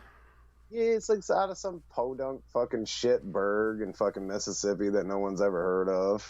Like, it's basically at the high school, some little shit burg high school. What, shit. the wrestling match or what? Yeah, the wrestling match has to be set at that because that's like that's his lifeblood, man. Is these little hole in the wall wrestling shows? Well, to be fair, that's where the best wrestling is because I actually I don't watch any like zero wrestling now because I was watching all this wrestling on TV and it was so boring and predictable and shitty. I heard you. Yeah, Newt was telling me that you were like a big wrestling fan. I was. This and that. I can't stand it. Oh, you anymore. was. Yeah.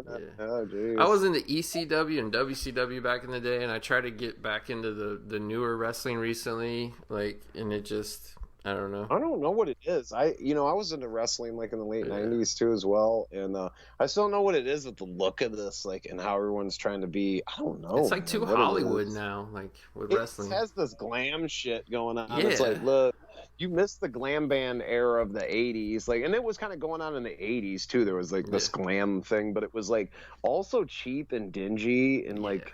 Hillbilly crowds, like, those. Yeah, that's what I was trying to tell him. He's like, "Oh, you probably watch this a lot. Your dad probably watched wrestling." I was like, "No, my dad thought it was like hillbilly white trash trailer park bullshit." And most of the people that like I grew up around thought it was trailer park. Only it's like trailer park people watched wrestling. So yeah, my dad went a lot. Like him and his buddy from high school, they went a lot like in their teens and early 20s. Eventually, my dad got tired of it. But his buddy wanted somebody to go, so his buddy would like buy my dad's ticket and then buy him as much beer as he wanted to do. That was back when beer was super cheap at places. It wasn't like now, where And so my dad would just sit there and like his buddy would always get like front, second row seats. Like my dad would just sit there and fucking pound like beer all night long. And your dad just had to get fucked up to even get into it, huh? Well, I don't think he's like had to get so fucked up, but it was just like, but he would say the best thing is like all the hillbilly crowds, like they were always trying to attack the wrestlers and shit. Like because they thought it was because they think it's real. Like it's still like some of that stuff's still happening from what I hear. So. But it doesn't happen that much because they signal now that it's like so fake now, like Like you can't really get into. I like I love women's wrestling. I think women are actually the best wrestlers out there now. Like I'll sit there and watch any like women's wrestling match, honestly. But just the men, it's like when we were kids in the wrestling. Like I mean, WWF was always kind of like cartoony, but like if you watch any other type of wrestling, like the guys could really whip your ass, and like now they're all. Austin and Eric got a little bit not so cartoony, but look, I turn it on to there now and it's cartoony, man. But like it seems to all. But none of the guys look tough now. They all look like fucking like models and shit. Like they're like supreme athletes. Where back then they looked like guys that could whip your ass. Like yeah, but like guys off the street though too. You know, yeah. But I don't know. Any closing thoughts on Dazed and Confused? I mean, it's got to be. I mean, I'm glad to hear, like, as far as Tarantino recognizes it. I don't know if it's like, I don't know if it's in my top 10 greatest films. It's probably could be in definitely a top 20.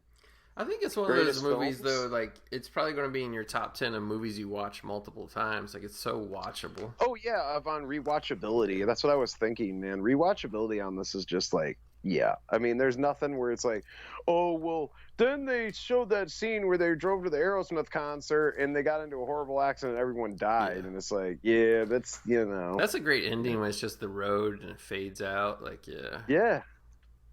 And then you're just like, what was the road trip about? Yeah. Like, and it's like, come on, Linklater. Like, write the book. Like, we want a whole Dazed and Confused book series. Like, you just go off and become a novelist and give us like the Dazed and Confused fucking. Yeah, it could be like a whole box set. It could be like I'm Little House on the Prairie, dude. I want to know what the fuck Slater became.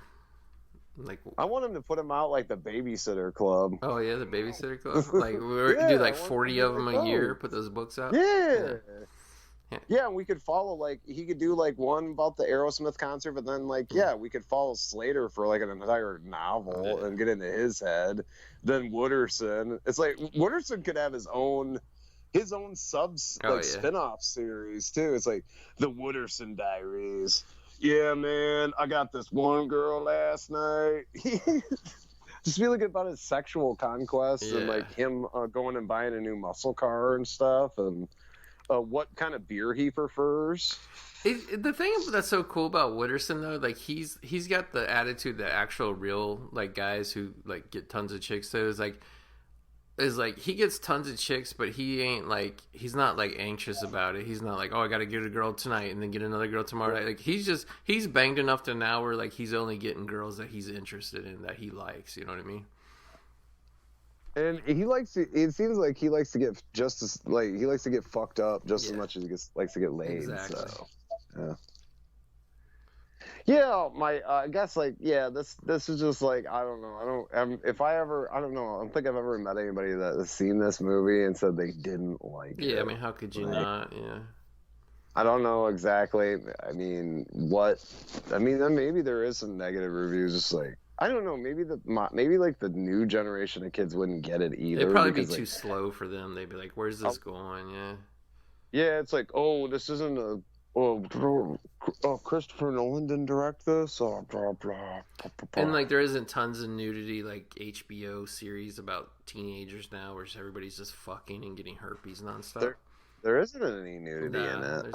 I guess if I could say anything about that, like, I mean, it didn't need it, but like that would have perked it up, like, because even we got some nudity in like Mallrats and shit. Yeah. So, but the nudity in Mallrats, the studio was like, you got to have this in here. Yeah. But I would have liked to see Joey Lauren Adams' tits again. Oh yeah, like, of course. Like we could have showed her like in her bathroom at her house getting ready to go to the party, and I think pretty much all the girls would have been enjoyable to see that force nudity. You want to see Parker Posey? You know who's actually hot is the school teacher. At the very beginning, that Don like flirts with, he's like, "I'm going to be 18 this summer. We can." You want to see her show up to the party and Don fuck her? Yeah, right? I would have enjoyed that, and like the whole school like cheers it on and shit. Yeah, well, see, that's why we need the novelization series from like. We probably could at this point. Like nobody would even give a fuck. We'd be like, we want to license. Yeah, we want to license it to put out this book series, and like send Linklater like our like first book. It's like put out those kind of books. I mean, if you're gonna like look at it, it's not even a movie tie-in. It's just like when you could put like a 76 page book, dude. Yeah. Seriously. I mean, we're gonna be able to afford it pretty soon. I mean. So, I mean, why not? Baby, I didn't even buy any lottery. I haven't bought a lottery ticket in 2 weeks. Oh, man. Baby, why are you slipping? I know. Come on, baby. Path of least resistance. You can. Here's the thing, baby. Here's the steps right here. This is how you're going to win the lottery. You're gonna go to bed tonight and you're gonna do your stats. You're gonna do your pre-sleep meditation. You're gonna imagine the wish fulfilled. And you're going to think about what it would be like to win the lottery, okay? And I don't mean like, oh, I'm going to fucking like, go claim the ticket and jump up and down. Like, I'm talking about like what car are you going to be driving 3 months from now? Who are you going to be dating? What kind of... that's how you...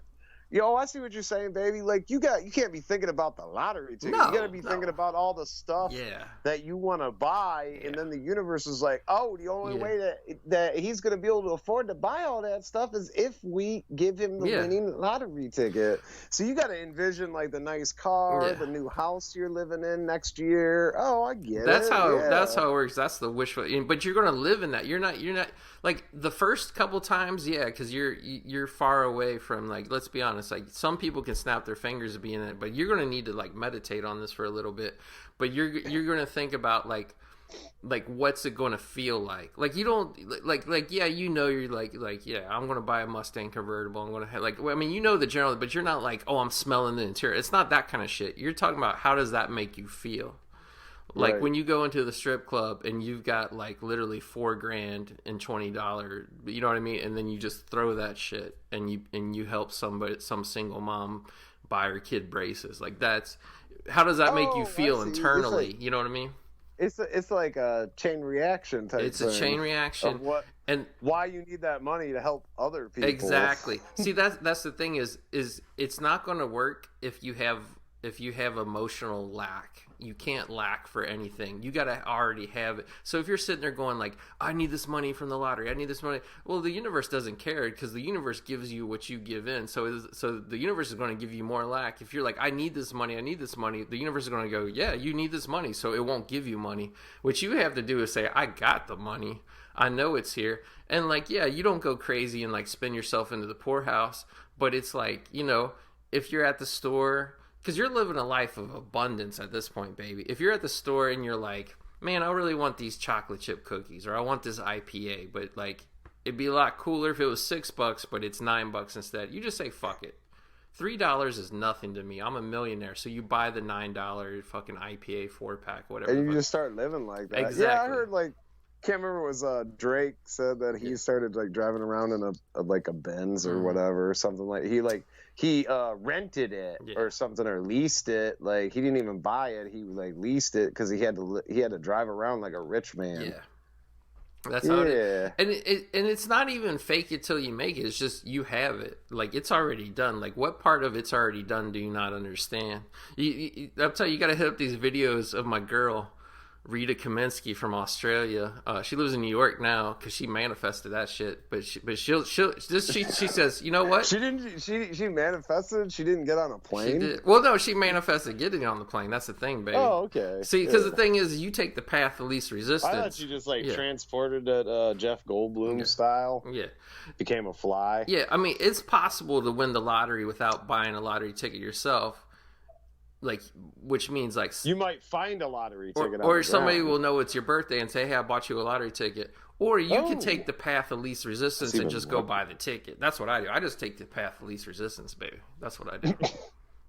So yeah, and the thing is like, don't be in a rush. Like I got the California lottery app, so I just scan my ticket and it tells me how much money I won. Like I got my winners sitting here, $4, $2, $6, whatever, and I take them back in. Yeah, that's about what you win. Yeah, and I take them in, and then like they give me credit basically, and then they give me more tickets. How many tickets are you buying? Like I hardly ever win anything, and I don't buy that many tickets. What are you buying? 20 tickets a rock? What I do now, it depends on who's got the good jackpots. Like for a while there, I was just playing the state lottery, which was $1 ticket. So I do. Yeah, we got. I do $20. 42. I do 20. 47 or something. Yeah, I do $20 because right now Powerball and Mega Millions are both super high. So I do $10 tickets on each. So I pop $20 at a time and I usually do that twice a week. If you know, because it's like I'm not desperate for it, I'm not anxious for it. So it's like, what part of already done? You sound like you are, baby. You buying a lot of How Bat does it is Bat he's come to this conclusion that you're only going to win with one rung of numbers. So you know what, baby? You know what I do usually, unless it like gets really high where it's like it's getting close to the billion or it is the billion, and it's gone up to that before now after taxes. But you got to think, baby, even after taxes, you're going to be a very wealthy millionaire. You're going to have many millions. But yeah, usually what Bat does is he just buys one ticket, one row of numbers, baby, because you're not gonna win it. People say, oh, it's gonna up your odds. See, I'm like one of those people that is. It's not about upping your odds, baby, because your odds. I think your odds don't really go up. Your odds are fucked. What increases your odds is when the universe is ready to give it to you, baby. That's what really increases your odds. It's like a fate thing. But baby. Now, you can buy just one ticket. Here's the thing is the way I do it and the way you do it, they're both right. And here's why. You can just buy one ticket and say it's, you know, eventually this one ticket at a time I buy as a winner. What I do is I buy 5 tickets at once because I'm in an abundance mindset. I'm not into scarcity mindset. Now, I mean, you're not either. You're just like, this is going to be the winning number, so this is what I'm going to buy. But some people would be like, oh, like I can play for $2 or I can play for $10, but I'm going to play for 2 because I'm in a scarcity mindset of I don't want to spend the extra $8. Where I was like, I'm in an abundance mindset. I'm paying into the lottery. I'm giving, because when you pay that money, that's how the jackpot, when nobody wins it, that's how it bumps up, is all the money that came in during that round.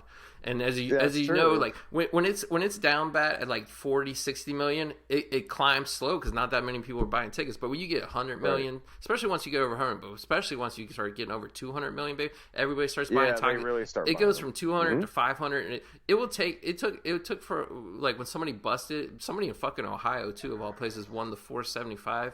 I was trying to get a couple months ago.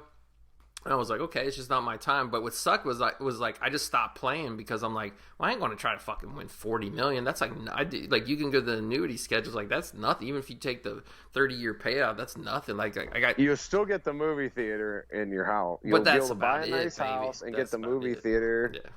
Well, baby, I've been living meagerly my whole life, so same here. I mean, and that's why we deserve it. It's like we deserve. We do deserve it. Like, let me break it down to you the way my girl from Australia broke it down to me, because she's a fucking genius, like, for real. Did she win the lottery too? Did she win the lottery? She didn't win the lottery, but she got a high-paying job at Daily Mail doing her tabloid shit. I've heard of this manifestation stuff, and like some of these chicks talking about getting like the right career job and stuff, which seems reasonable. Yeah. I think that if you're like greedy and you're like, I'm gonna manifest the winning the lottery, the universe is like, fuck you, motherfucker, work for it. We'll help you manifest the job to get the money, but we're not just gonna give you the fucking golden ticket. See, but sometimes they do. But that's the thing though, baby, is once you really understand how the universe works, is you're manifesting right now. You've been manifesting your whole life and you don't even know about it, baby. Like, yeah, but I didn't manifest that brilliant. Of course, I didn't have like the drive like some of these guys, but I wanted to, I was always hoping to manifest that film career. Hey, you did too, baby. You did manifested it. But you know why it didn't work though, baby. For me, I'll tell you exactly why it didn't work for me. Because you threw in the towel, baby. No, that's not it at all, baby. Because I worked too hard. I tried too hard. That's the problem. Oh, you just have to let it fall into your lap. You have to get to the point where you have what you want emotionally, and then you have to detach from the outcome. How do you detach from the outcome? That must be how M. Night Shyamalan still has a career. He does. He makes shitty movies. I'm telling you, baby, it's the way everything works. Think about it. When you go after a girl, right, the harder you press, the quicker they go away. Yeah, the further they get away from you. If you play all like, you just like Don was trying to tell him, he was like, oh, maybe I'll see you later. Yeah, maybe. You gotta play like, I don't care. It shouldn't be like that. The person who's like, I'm committed to you, I'm gonna try hard for you, I'm gonna treat you good. That should be, but that's not. We know that's not the way. And see, that's the thing is, like, if you look into manifestation, baby, two main topics: finances and love. And because they correlate, they both work the same way. The harder and harder you fucking work, it's like a snowball going uphill. Like, when you're trying the hardest, you might get some progress making some money, but it's small progress. Once you get successful and you're like, man, I worked for 20 years to whatever your goal is, I worked for 20 years to make 40 grand a year. Cause that's where I was at. I was busting my ass trying to get the 40 grand a year. And then I hit 40 grand a year and I was like, amazing. This is what I'm going to make for the rest of my life. And then all of a sudden, more promotions, creating brand new job titles where I work to pay more. And then I got that. And then I'm just, so, I mean, it makes sense. Like, if you look at the shit, if you tell somebody I want to manifest this or I want to manifest that, you're batshit crazy. That's not the way it works. You work hard and then you wait and you don't get it. That's the way life works. But see, that's why those people don't get anywhere, because they know they're going to fail. When have you ever done anything knowing you're going to fail? Think about it, baby. Think about it. Good point. But then, I just had to think back to your manifestation about your 40 grand, and then it just kept going upward. Yeah. And the next thing you know, you're on this, which we need to do another episode. You're on the first episode of Movie Hoarders, baby, and you're surrounded by all these Blu-rays that you just bought over the year. Mm-hmm. And they're literally like, it's like you got what you wanted, but like they almost collapsed on you and killed you, baby. They did. And you saw the like, picture, baby. Be careful what you wish for, because now I've got like a mountain. I always wish for a mountain of movies, and now they're like gonna kill me. I'm saying, You know, that's what I was manifesting then. But that's, you know, I'm not about that life anymore. I'm telling you, baby. I'm telling you. It's the way it works. Learned errors of your ways and reverted to a healthier lifestyle of not Blu-rays not collapsing. But you still have all these Blu-rays. I hope they're properly on the shelf, and hopefully you don't get an earthquake, baby, or they might try to kill you again. No, they won't kill me. Cause you gotta have Velcro, baby. You being in baby, California, they are slanted shelves. They are on a slant, so no matter how hard that shit shakes, it ain't gonna like. It's not like it's sitting straight up like a book on a bookshelf. Earthquake turns your world upside down, baby. It finds a way to dump shit on you. It doesn't sound like you've been in a mighty earthquake yet. So. We deserve what's coming to us because you get what you do. But I'm telling you, just like my girl from Australia, she says when a newborn baby is born, like what does it have to do to earn love? What does it have to prove to anybody? Nobody. It deserves love because it exists. So I mean, we deserve what we want too. So because here's the thing out here, baby. It might seem impossible. But the thing is like, look at these dumb fucks that have billions, baby. Like that's true. That really that's do not. People, you ask people. Let's talk about our boy Elon Musk because everybody loves him, right? Oh, he invented Tesla. Yeah, yeah. He made Tesla car. No, he didn't. Go look up the history of company. He didn't start jack shit. He fucking was jerking off on some lame early internet bullshit that he made a fortune on that really wasn't worth what he got paid for that shit when he sold that company, and that gave him the money to fucking invade Tesla and kick the original two founders out and take it over and make the fucking dog shit company that it is now with their shitty cars, with their fucking panel gaps and bad paint jobs and all that. Oh, so he pulled a Mark Zuckerberg. That's exactly what that cocksucker did. Too. So does he deserve to be the richest man on earth? Like, I mean, he made it happen. He took the path of least resistance. He manifested it, but it's like, see, that's the thing is you manifest everything, baby, because like every single job that you have, did you wake up one day and go, oh, I got to go to this job? No, like you're like, I want to get a job. You thought about where do I want to work? Where am I going to apply? Where am I going to go do the interview? Am I going to accept the position? It was all manifestation, baby. But now, man, I was like, I fucking hate going to 9 to 5. Yeah. I hate having a boss. And I'd rather work for myself when I finally manifested that, baby. And I'm telling you. That's what I'm telling you. Like, I'm looking around at the rest of the world out here. Like, you work for somebody, but, like, baby, you work from home. Yeah. Like, so it's very similar to what I'm doing. Yeah. And, but now I keep looking around at all these suckers out here that are like, I'm going to go get a job for somebody. I'm like, make a job for yourself. Yeah. And that's the other thing about how they're like, there's no workers. Yeah, no shit, because people woke up during the lockdown and like you all like, I don't have any workers anymore. Yeah, that's because they're business owners now. Yeah, they're entrepreneurs. Exactly. They don't work for nobody. Yeah, you fired them and they had to find their own job. So what did you think? Yeah, they were just tired. Like I worked part time for this other company before I fully went off on my own. Yeah. And listen, baby, what they did is I worked for them for over a year, and I gave them my notice. And you know what they did?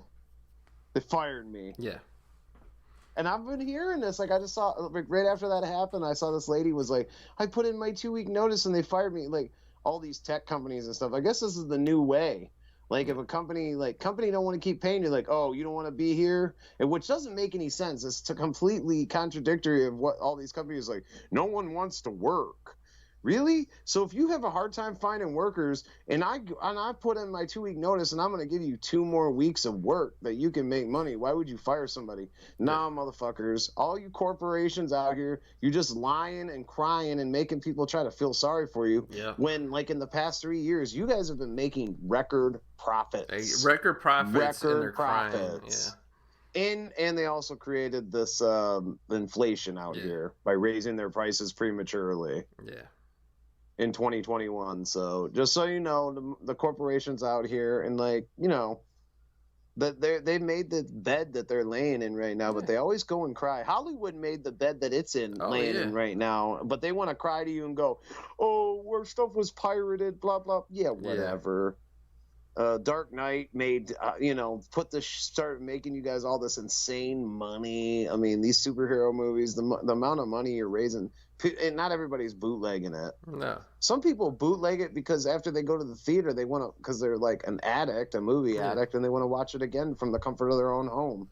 So they go and bootleg it so they can keep watching it nonstop on their fucking tablet or on their phone or on their HD TV. So I'm telling you, baby. Let's pull it back into the manifestation topic. All right. Like what's going on with our boy Indiana Jones, right? Like what's going on with them? Like how come nobody's seeing it, right? Because for the last 2 years of making that movie, they manifested all their problems. The stories came out. The budget got bloated. We hurt Harrison Ford because we weren't being careful with him. He was 78 years old when they filmed it. They weren't being careful with him. He got hurt, right, baby? Right. So all these delays, and they had to stop, and he had to film the movie without him, and then digitally insert him, do all this shit. Those stories came out, so everybody was like, man, this sounds like a catastrophe. Then the director hit Twitter. People are like, oh, this movie's going to be a disaster because everything Lucasfilm, we saw those Star Wars movies. They sucked that they made. Disney Star Wars sucks. Disney Indiana Jones. How dare you? You don't even understand the level that we're on. You know what? If you can't give us the benefit of the doubt and realize this is a great film before we even finish it, then we don't need you at the theater. That was the messaging for 2 years. So it's like, yeah, there's still people that are going and seeing the movie and loving it. Like I looked at my theater here. It's like, oh, almost all the showings are like 80% sold out. So, I mean, it's a success for some people, but not enough people. Enough people got the message that, like, we're going into making this movie with a negative attitude, and we're probably going to fail. And they're like, we're going to have the secondary lead be a female character that's really better than Indiana Jones in every way possible, and she's going to really, stand toe to toe. That's not what people want to see. If the name of the movie is Indiana Jones, they only want to see Indiana Jones. Right. So it's like, you manifested your failure, and now the blame games. Oh, the racist, the same shit every time a Disney movie. Like Universal, like has a movie bomb. Paramount has a movie bomb. Oh, I guess we fucked up. I guess we made a bad movie. Nothing. Oh, they didn't learn their lesson with Ant-Man and how they were trying to like kick it up. And I still haven't seen it, but I hear there's other problems you were telling me. But no, that they were trying to do is kick it off to his daughter. Yeah. She's the star of the movie. Yeah. But the movie's called Ant-Man, not daughter of Ant-Man, not whatever her superhero name is. Like, she kicks the plot off with her invention. They go into the thing, and at first they're like, oh, we got to protect our teenage daughter. And once they get to the quantum world, she's like, no, Dad, I got this. I know more about this than you do. You're a dummy. Right. Let me take this over. And like the main villain, he's only interested in interacting with the daughter. Like, oh, I'm going to kidnap you and talk to you and do it. So it's like Ant-Man's like a fourth, fifth build fucking co-star in his movie. And Disney, they're like, we have a strong policy. All Marvel movies are about like pushing, and they give her a suit where she has all the same powers as Ant-Man. They're like, we are into replacement characters at this point. Younger, more female, more whatever, better than the originals. And people don't want to see that. Like, people go to Marvel movie, they want to see Captain America, they want to see Iron Man. We Wakanda Forever had the replacement Iron Girl, whatever her name, Ironheart. And people are like, that's cool, but these are like cheap ripoffs. And Disney's like, no, you're too stupid to get it. These are the next generation, better in every single way than the original characters. And people are like, okay, cool. Like, we know your formula now. We know what you're going to do with every single movie you do. Like, so the box office gets a little less. Baby, manifest your fucking failure. Manifest the way you want it. Well, they keep making the same mistake. The same mistake. They're like, let's see. Next thing they're gonna be like, all right, well, we're gonna turn Cassie into so the next one, but she's gonna become like a tranny, and it's just like, you guys. I mean, maybe who knows. You haven't figured this out, that like 1.6 million% of the U.S. population is actually transsexual, and you are trying to reach. I think you mean 1.6%, not a million. But yeah, like, I mean, no, it's like one. It's like no. I think it's like that actually like come out or whatever is like one. I was looking at some data, and it was like 1.6 million have actually acknowledge that they're like trans or whatever. Right. That is, but there's like 336 million people in America total, though. So it's like that's like, but that's like the equivalent of like it's like half a percent. Yeah, I mean, it's pretty low. They say it's like 1%, but I think they're like rounding up. Yeah. But I'm saying, like, you're basically trying to reach, like, I'm not going to get into this, like, people trying to read into, oh, Bat's transphobic or whatever. No, I'm just saying sensibly, you're trying to reach like a city, basically the population of one city in America. Yeah, I mean, it's with a subplot, with a plot thing that, you know what I mean? I guess they figured like the rest of the gay community is also going to support it just for their political beliefs. And it's just like, look, I mean, again, there's multiple movies that have like these topics, but it isn't like the main focal point. Like, I love Al Pacino's Cruising. Yeah, there's like a whole gay underground scene going on there, but it ain't the only thing going on in the movie. No. Like, that's not the focal point. And when you try to make, when you're even this little subplot thing overshadows your focal point, well, I'm sorry, but you failed and you're going to have a problem and you're not going to be able to reach enough people. I don't even think, like with the special interests or whatever you want to call it, I don't even think it's really like, I think the thing that hurts the movie is like kind of what you're getting at is like that's their only reason to make the movie. Right. So the only reason they wanted to make Ant-Man 3 was to replace Ant-Man 3 with his daughter, which, by the way, nobody cares about his fucking daughter. You know, it's not like the daughter was like in the previous movies and she was the most popular character, so they had to spin it up. Fun. But she was also younger. Now they have like the teenage. Yeah, like, it's a different actress now too. Is a young girl, and then but they made him like that wasn't long ago, so that girl's still pretty young, and we really liked her and we grew with her, and now you're like, well, now she has to speed up and become a teenager, so we're gonna get this other actress, which is like. No, we fell in love with the young little girl. Like that's what we want to see again. Well, that's the chemistry that it works. I mean, I think it's safe to say that people like the sweet dynamic between the father and the young daughter, and you know the playfulness. But like once the daughter is like magically grown up and is the boss now. It's like you've just removed that chemistry. Yeah, is it going to hit the same way? You know. Like I don't really think so, and I think box office will tell you. And also too, it's just like Marvel's like we got these movies on a schedule now. Like we can't have good special effects anymore. We gotta have this really ugly, bland, garbage looking shit. But whatever. And that's why we're not seeing great filmmakers like Richard Linklater really hardly working in the industry anymore because he doesn't want to. They're like, okay. No.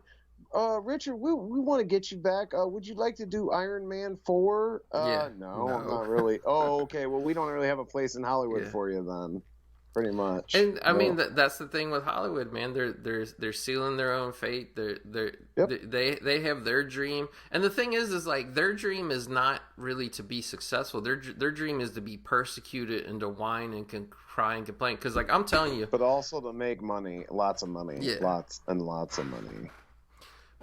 But here's the thing though, baby, is in order to completely manifest success, there's one thing that makes that happen: happiness, peace within. Right, yeah, you got to be careful with your intent, what your intentions are too, because like you might manifest something that looks similar to what you've wanting, but it might be like, well, we've seen this with like shit like Twilight Zone and Alfred Hitchcock. You got to be. It's like the old monkey's paw, like.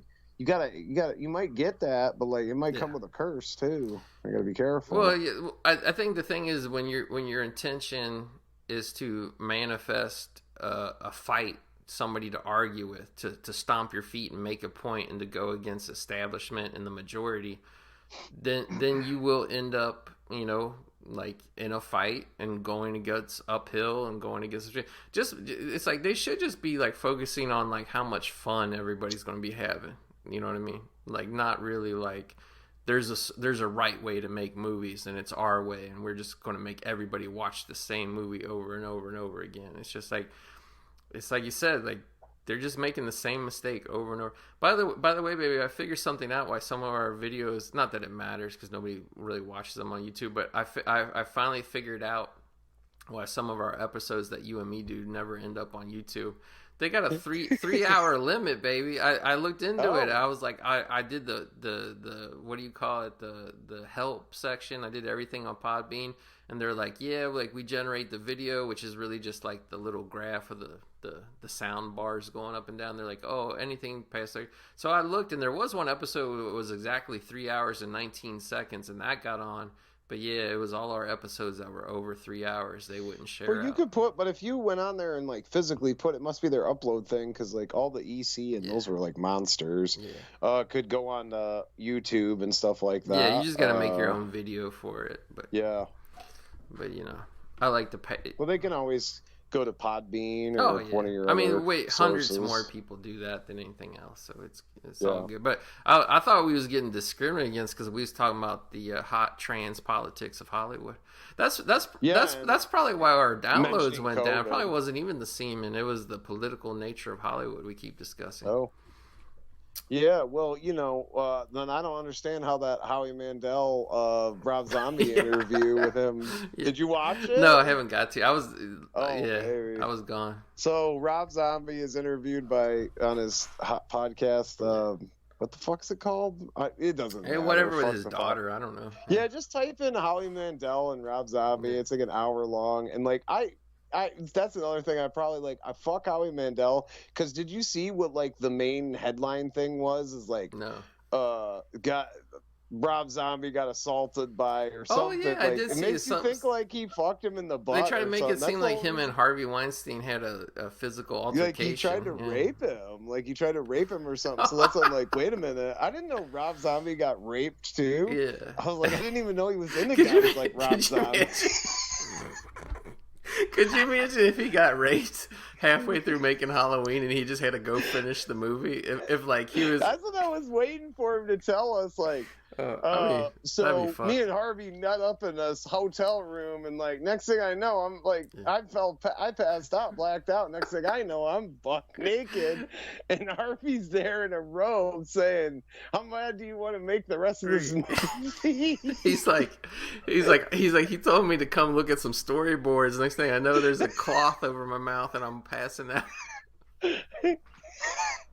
Yeah, but like no, Rob. I wish Rob would have said something like sooner, but I get it when he was still like a heavy wheel and like Rob, he had done a few decent films, but like at that point in his career, he could have been blacklisted and like that was it. Yeah. So he knew best to keep his mouth shut and like.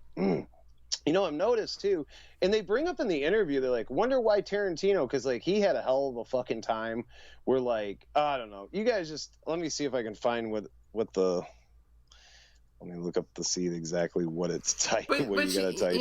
You know what's weird though, baby. Not to talk about Harvey Weinstein shit because it's been talked about to death. But I actually went to the theater and saw the movie that they made about the two ladies that like actually uncovered the shit, that did all the reporting. Oh, there was a movie? Yeah, I think it's called She Said with not Michelle Williams. Who's that chick that looks like Carey Mulligan and then some other girl?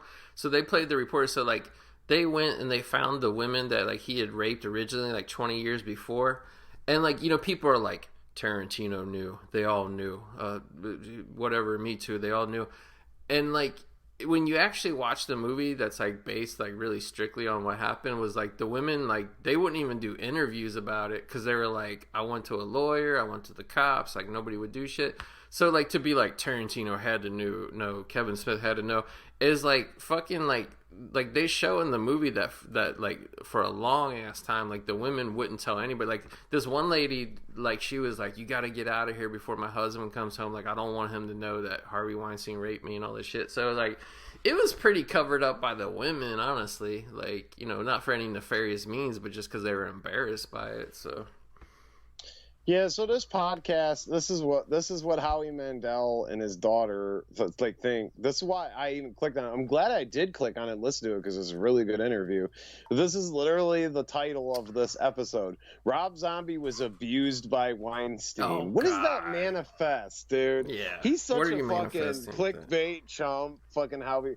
But his show's called Howie Mandel Does Stuff, episode number 121, and it like came out a month ago. I watched it like maybe a week after it dropped. Mm-hmm. It was like in my recommendations, and I'm like, but yeah, when I saw that, I was just like, the image manifested in my mind that he raped Rob Zombie. Rob Zombie's now telling his fucking story. We should make a Terry Crews though had a man try to rape him and like grab his shit. So like when I heard Terry Crews tell about his like Hollywood nightmare and he, being from Detroit, he's in Breakin'. So did Brendan Fraser. That's why he left, baby. Oh yeah, that's right, Brendan Fraser. So like I was waiting for Rob Zombie to be like, yeah, he violated me in the butt, but like it wasn't even like that. It was basically like, I don't know, just give you some highlights of it. Like basically him and Harvey and Bob were like, and mainly it was more about Bob. Like Harvey was like the only thing that he says really about, yeah, it says by Weinstein, but it isn't even Harvey. Yeah. So you're thinking like it's Harvey, Yeah. but like Harvey is in one of the stories about like, but yeah, basically it was his like experience with fucking Bob. Well, he had experience with both of them. He said that they both like to just like yell and scream, and he was like, it was super fucking toxic, and like basically like they wanted you to argue with them, and like fight. I've heard him like, say that in other interviews about that experience making that, which like that's why it's so fucked. He actually came back and he actually saved them by coming back and not only making H2, but he had to rush it so they could get it out in time. Well, I guess apparently like I didn't even really realize this until I don't know, people, maybe this is why people put it over. I didn't know about it until it hit video that this even came out, because this is like this weird period when Halloween came out that I didn't like have cable or internet or anything. Like I was living like a really weird life where I didn't really know what was going on in the outside world too much. Yeah, I had a period like that too, baby, where I was just watching my DVD collection. I didn't know like all the shit that was going on. Yeah, I was just watching I just watched, like, I didn't pay for cable because I didn't have a lot of money. I was kind of broke around the time. So I just watched like my old DVDs and like all these compilation VHS tapes, and like I had a buddy that would tape shit off of he had one of them little jailbreak fucking the scrambler thing. Yeah, his dad had like 4 satellite dishes, so he could like unlock everything. So he would bring me over new paper stuff that he recorded off pay-per-view, or like Howard Stern had that pay-per-view show after he left E, and he would bring me basically compilation tapes of like different stuff like that, and then whatever he was recording for me off like adult, like cartoons off Adult Swim and stuff. And so like I really didn't pay attention, and at the time I really wasn't like into watching the news, and I didn't have a cell phone either. Like I don't know, that wasn't even like, it was probably, when did that come out? 2007, 2006. Well, also too, I had cell phones from like 2004 to 2012. Yeah, we didn't have a smartphone. But that weren't smartphones. They didn't even have a camera. I had flip phones and shit. So I mean, yeah, I had a flip phone at one time, but at that time, I didn't have a phone. My girlfriend had a cell phone, but like I said, it was some kind of like you could text on it. It had one of those texting keypads. It was kind of like, I don't remember what it was, but it had like a keypad. T-Mobile Sidekick, probably. It had something like, either that or a BlackBerry. It was something like a BlackBerry or something. I remember it had all these like, it wasn't very big, but it had a keypad. Like they were smaller buttons, and they were actually buttons. Like they weren't. It wasn't like a touch screen. No, I know exactly, it was actually like buttons. I didn't have like one of keys. those, but I knew people who did, and I would watch them use it. Yeah, it wasn't like a long one that folded out. It was kind of like tall, long. That sounds like a BlackBerry, baby. It was something. I know it wasn't a BlackBerry. It was something, but it was like a knock. Yeah, it was like inspired by it. Something. Everyone had one of those things. Like, and then maybe a year or two after, I had a flip phone before, but then like I don't know, I was just broke and couldn't afford to pay for the bill or whatever. And she had a phone. Basically, I was like, "What do we need like 2 phones in this house for?" So what did you don't live that life anymore, baby? What did you do? You manifested abundance. No, man. Like, listen, even in Nashville, I was still rocking a flip phone for a while, because then I got on one of them like cheap plans, like where you just go buy the card at Walmart. Yeah, it was a track phone, yeah, baby. And I was doing that until like I started doing Uber, and then I had to upgrade to a smartphone at that point because like you needed it for the app and stuff. So you was driving it was Uber, to make money, or you needed to take. Yeah, I did Uber. Yeah. I did Uber for a little while in Nashville. This was before Uber Eats came around. Actually, what car did you have back then, baby? Did they make you have a nice car? I had when my Malibu was nice, dude. Okay. Like, because I bought that thing, and it was like, yeah, I ran it for 11 years. What do you think a car looks like after like 11 years, man? Yeah. This motherfucker, like, I slapped that. One time in Nashville, this drive was all icy. It was going downhill, and I didn't realize it. And they don't salt like side roads or anything. Yeah. And it was like black ice, and I didn't realize it. And I turned onto it, and it like caught me, and it was either going to this person's house or slap it into the guardrail. And I'm like, well, that's what the guardrail's there. So I got my car because I was like, if I go into it head on, it's going to fuck it up. But if I slap into it, the worst it's going to do is smash the side of the car in on the passenger side. I was like, I can still drive it, you know? So I slapped it into the rail, and luckily it didn't do any like major damage. It just like put some dings into like the fenders and stuff a little bit and like tapped it. But yeah, man, I mean, after a while, and I brought it back up here, and like, you know, we use a lot of salt up here, so it started getting like, when I sold it here in the spring, it started getting a little bit of rust around the wheel wells. Because of the salt, yeah. Yeah, just a little bit. Actually, it wasn't like all rusted through. Yeah. It was just starting, so I could have like sanded it down and primed it and painted it. That's what my plan was, but then the transmission started acting up. I mean, I put like 300,000 miles. That's not, I got one that was like 100,000 miles, but I put 200,000 miles. That's pretty good though, because a lot of times you buy a high mileage car like that, like, you don't like I mean, miles do make a difference, don't get me wrong, but depending on how the person drives it, a car like the same car, like if you drive it fucking hard and shit, like 100,000 miles can be a lot more damaging than somebody who drives it gentle, you know what I mean? Right. Yeah, and I put like over 200,000 on it myself. But yeah, it wasn't like I didn't like have to fix shit. Like, yeah. I don't know how many alternators I had to put in this fucker, and like the electrical system and stuff was not good. So like, yeah.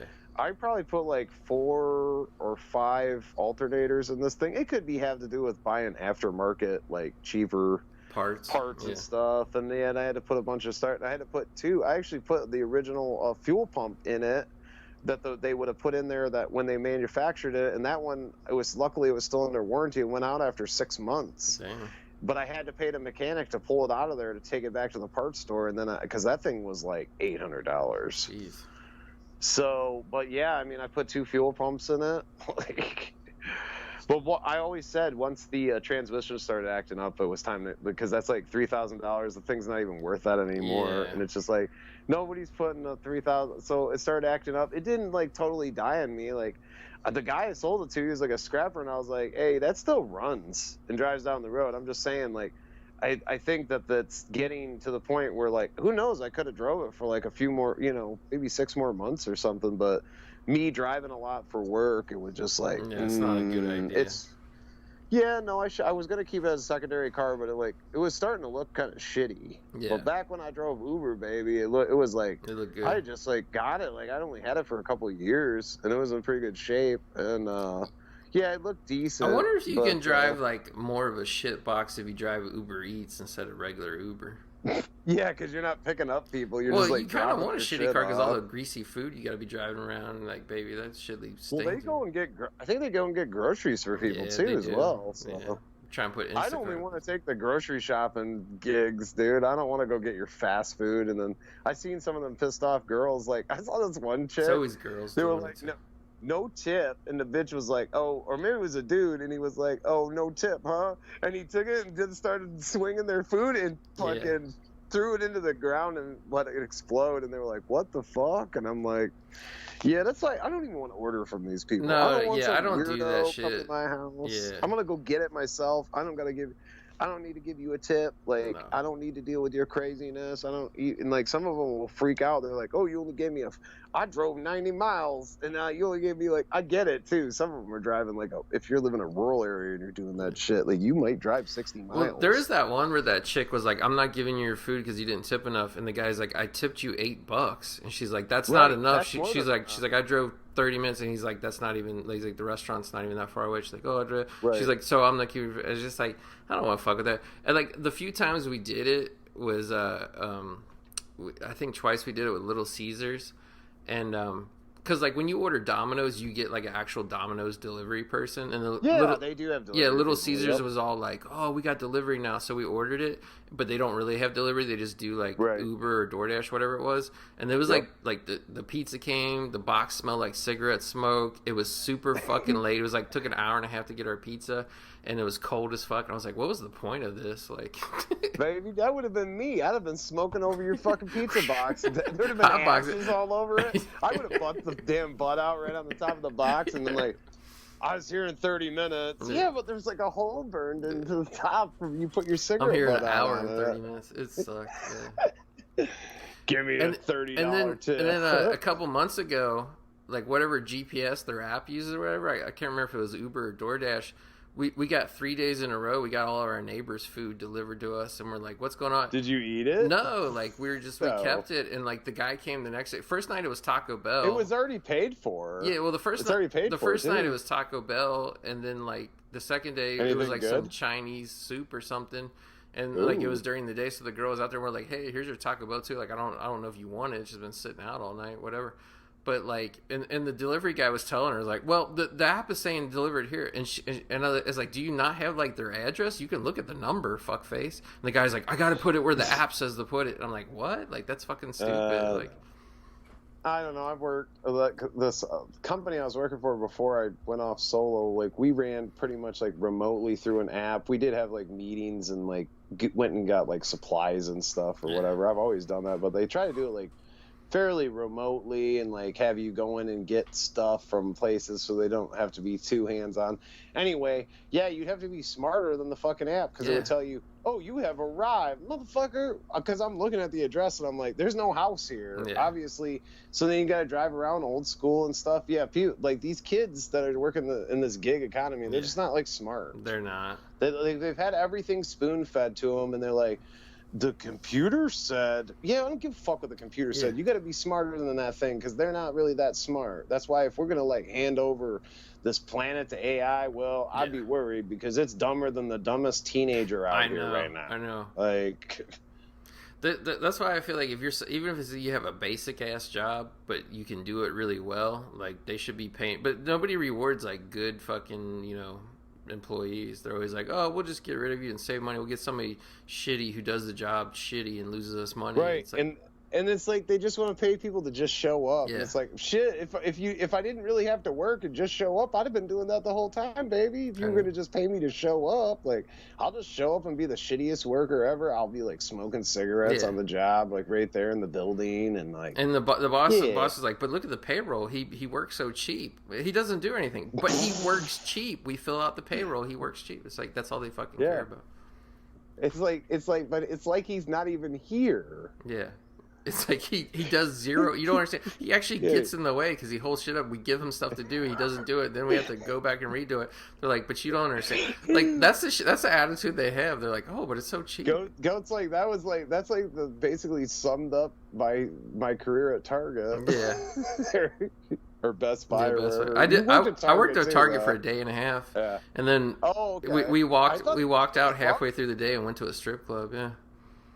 Oh, I remember you telling me you worked at Target, but I didn't realize. So I had to technically have a job so that even though I had the money for like the deposit and shit, like we had the money for a deposit for an apartment, they're like, "We're not renting to anybody who doesn't have a job." I was like, "All right." So I walked into Target, I filled out like the application at like this little phone thing. Some like 19-year-old kid interviews me and he's like, "Okay, you got a job, we're gonna hire you." So I start working night crew for like a day and a half. It was like the shit, and I worked night crew at other places. I knew what was going on. It was like the worst fucking the managers or whoever that were running the overnights at this Target. It was brutal. They couldn't do anything. So me and my buddy were like, "We're just leaving. Fuck this. Let us out. Unlock the door. Let us out." And like we left. We worked for a day and a half. But we had a job technically. Like even though we only worked a day and a half, we were on the books. Like we had the paperwork saying like we worked there, so that got us our apartment. And then we got real jobs, not real jobs. We got shitty jobs, but we got jobs that we actually worked for more than a day and a half. You were like those jobs were not as shitty as working at Target. No, Target. But you worked at Best Buy for a while. Oh, I worked there for like 2 years, dude. Jesus Christ, that seems like way too. I worked in the warehouse though. That's why it was fucking awesome. Oh, okay. Yeah. You didn't have to work. I just imagine you being like up near front, like, "How can I help you, ma'am?" Nah.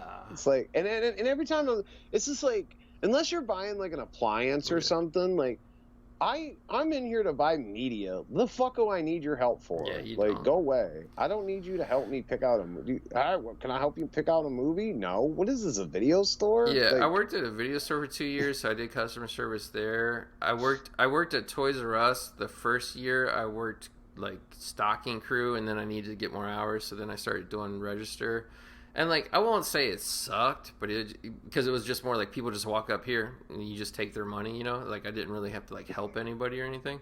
Right. But then, like, yeah, then I did Best Buy, and I worked purely warehouse, and, like, that was awesome. I mean, it was awesome, except I didn't make any money, but, We were talking about, so you worked in a warehouse then, too. We were talking about how, we were bringing up how the greatest boutique Vinegar Syndrome has. Guess what? We were told. Evie told me that they have 3 warehouses and they work 7 days a week to get you your package in 30 days, baby. Yeah, 30 days. And why 30 days? Why so much long time? Oh, I'll tell you why it's 30 days, because they found a thing with the federal government, the Trade and Exchange, whatever. Commission. That basically they've set it to where, as far as you selling consumer goods over the telephone or the internet, that if you don't actually send their package out within 30 days without a notification to cancel, they can actually be fined for $16,000, and then you can call your lawyer and actually get a lawsuit against them too as well for the violation of this. But yeah, the Trades Commission will actually fine them $16,000, so they know that they have this window for 30 days to send your fucking package out. Unless now, like, and everybody understands this too about this, is like, if you pre-order, we're not talking about a pre-order, ladies and gentlemen, where basically you know that you might be 2 months out. Who knows? Things could get fucked up on, and you understand this when you're pre-ordering a movie. You're just like pre-ordering it because it might be a limited thing, like Severin has done recently, where they said that the last horror film is a limited, and you need to buy it on the pre-order, because basically we're not going to order that many because we did a limited deal with Troma. So then you get the old boiler pressure. Yeah. Ooh, limited time to fear of missing out. The old fear. We've seen this. We've seen this boutique do this though recently. A movie you never thought would be coming out. Four Flies on Grey Velvet, baby. But guess what? Too, during that sale, they had some scratch and dent for $45. I thought that thing retailed at $55 on their pre-order, but they're gonna send you the scratch and dent fucked up ones for $45. Only $10 off, baby. Only. It's still a privilege. The pleasure of the privilege is yours. But baby, at least they had the courtesy to tell you, it's probably going to take 6 to 8 weeks to get your order out. Yeah. And I mean, they're being realistic, which is actually over a month. But because they gave you a disclaimer and you still pulled the trigger, I don't think that they're actually liable. But I also looked on Vinegar Syndrome's website about during their sale, their terms or whatever, and I never saw it. They said 2 weeks, and that's what Evie, their customer service lady, kept telling me too, that it was 2 weeks. But the whole reason I was messaging, baby, was because it had been 19 business days, and I never saw any disclaimer on that on your website that it was going to, because I might not have ordered, to be honest with you. 19 business days is like 26 regular days. Well, it didn't make any sense, baby, because I told you about Severin, how they were very clear, and you know when you're getting in, and anytime you're doing a pre-order, you know that it could take longer. But baby, this was a movie that came out like a year ago and was heavily in stock. They've actually been having trouble moving this fucking movie because, like, who wants to see this other than, like, I have some nostalgia. Well, yeah, I have some nostalgia, but, like, baby, you know it's bad when the movie still has slipcover versions of it, and they're trying to, like, put it on sale and stuff. Like, over a year later. So my whole thing was, like, I understand a pre-order or whatever, or something that's, like, coming soon or blah, blah, blah. But no, baby, this is an in-stock item that they have probably at they should have at all 3 of their warehouses. Yeah. Here's the weird thing. I'm wondering where all these, because now they have shipped it. It was like 6 days after I inquired about what the fuck was going on. You just want to know, like, did it get lost in the mail? Did I not receive it? Like, what?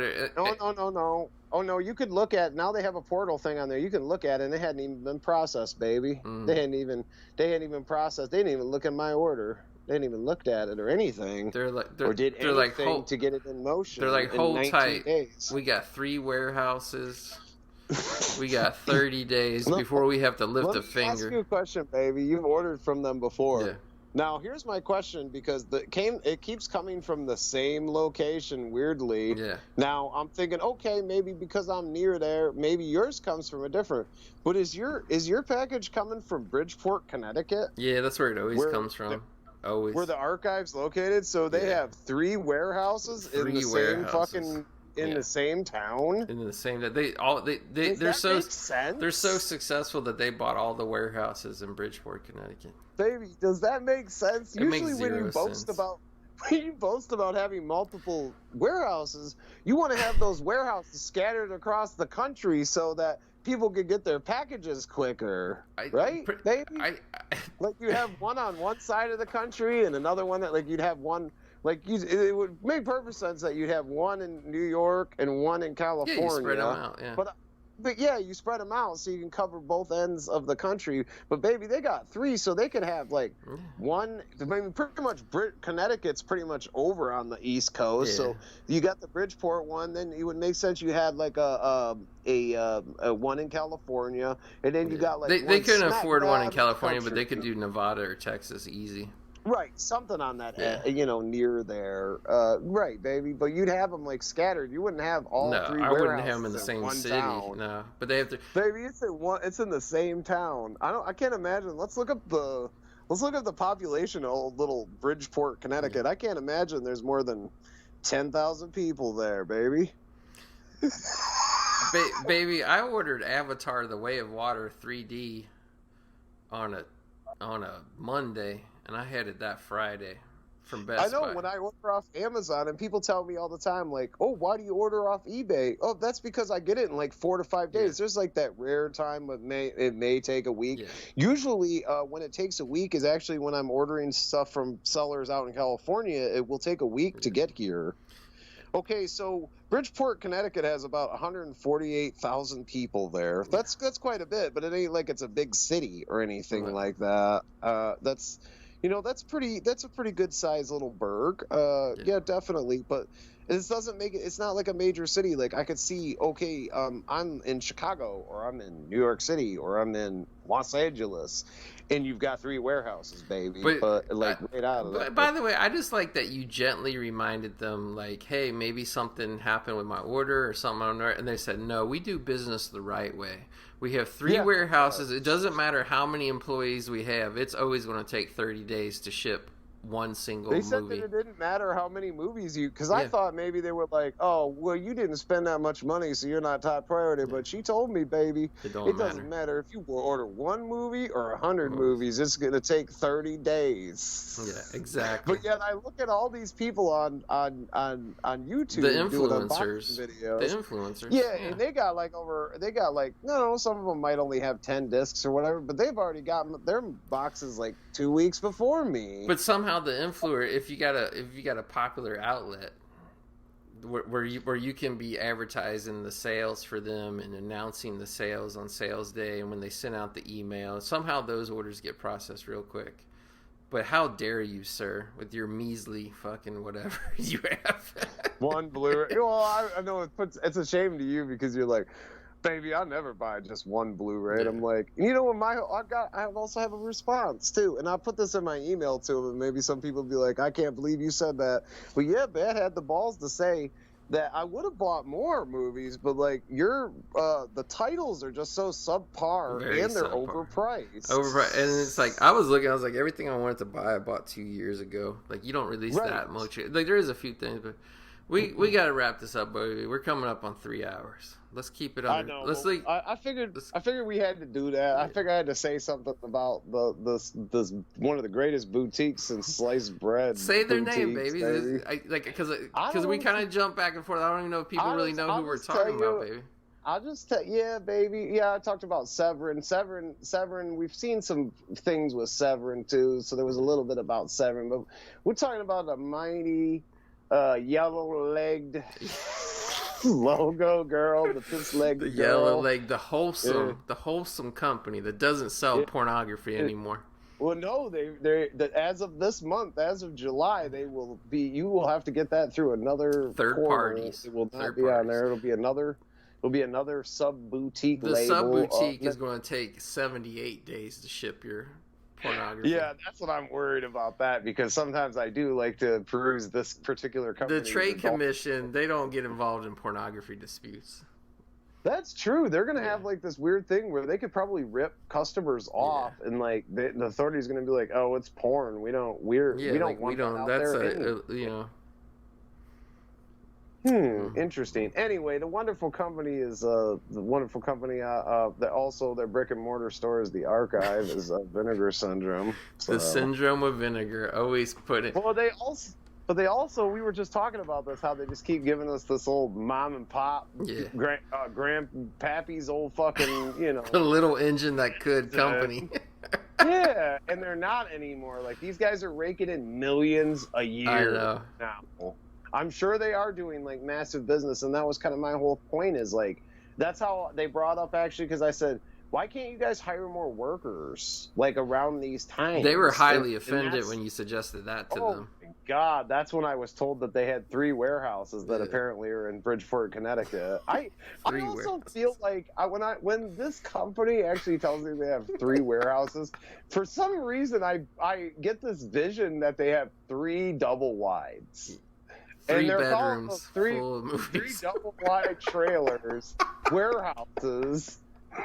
Because didn't you tell me you saw like their uncle and their sister and everyone like doing up packages out on the porch? Oh no, that was Severin that does that shit. That was Severin. Yeah, like the guy in his condo, he's got like cheap IKEA bookshelves. He keeps the inventory. We gotta wrap it up. We have like 1 minute, baby. Let's wrap it up. Okay. Let's end it. We rambled for an hour after the film. Let's keep it. So yes, everybody, thanks for listening. Fucking IKEA bookshelves in a condo.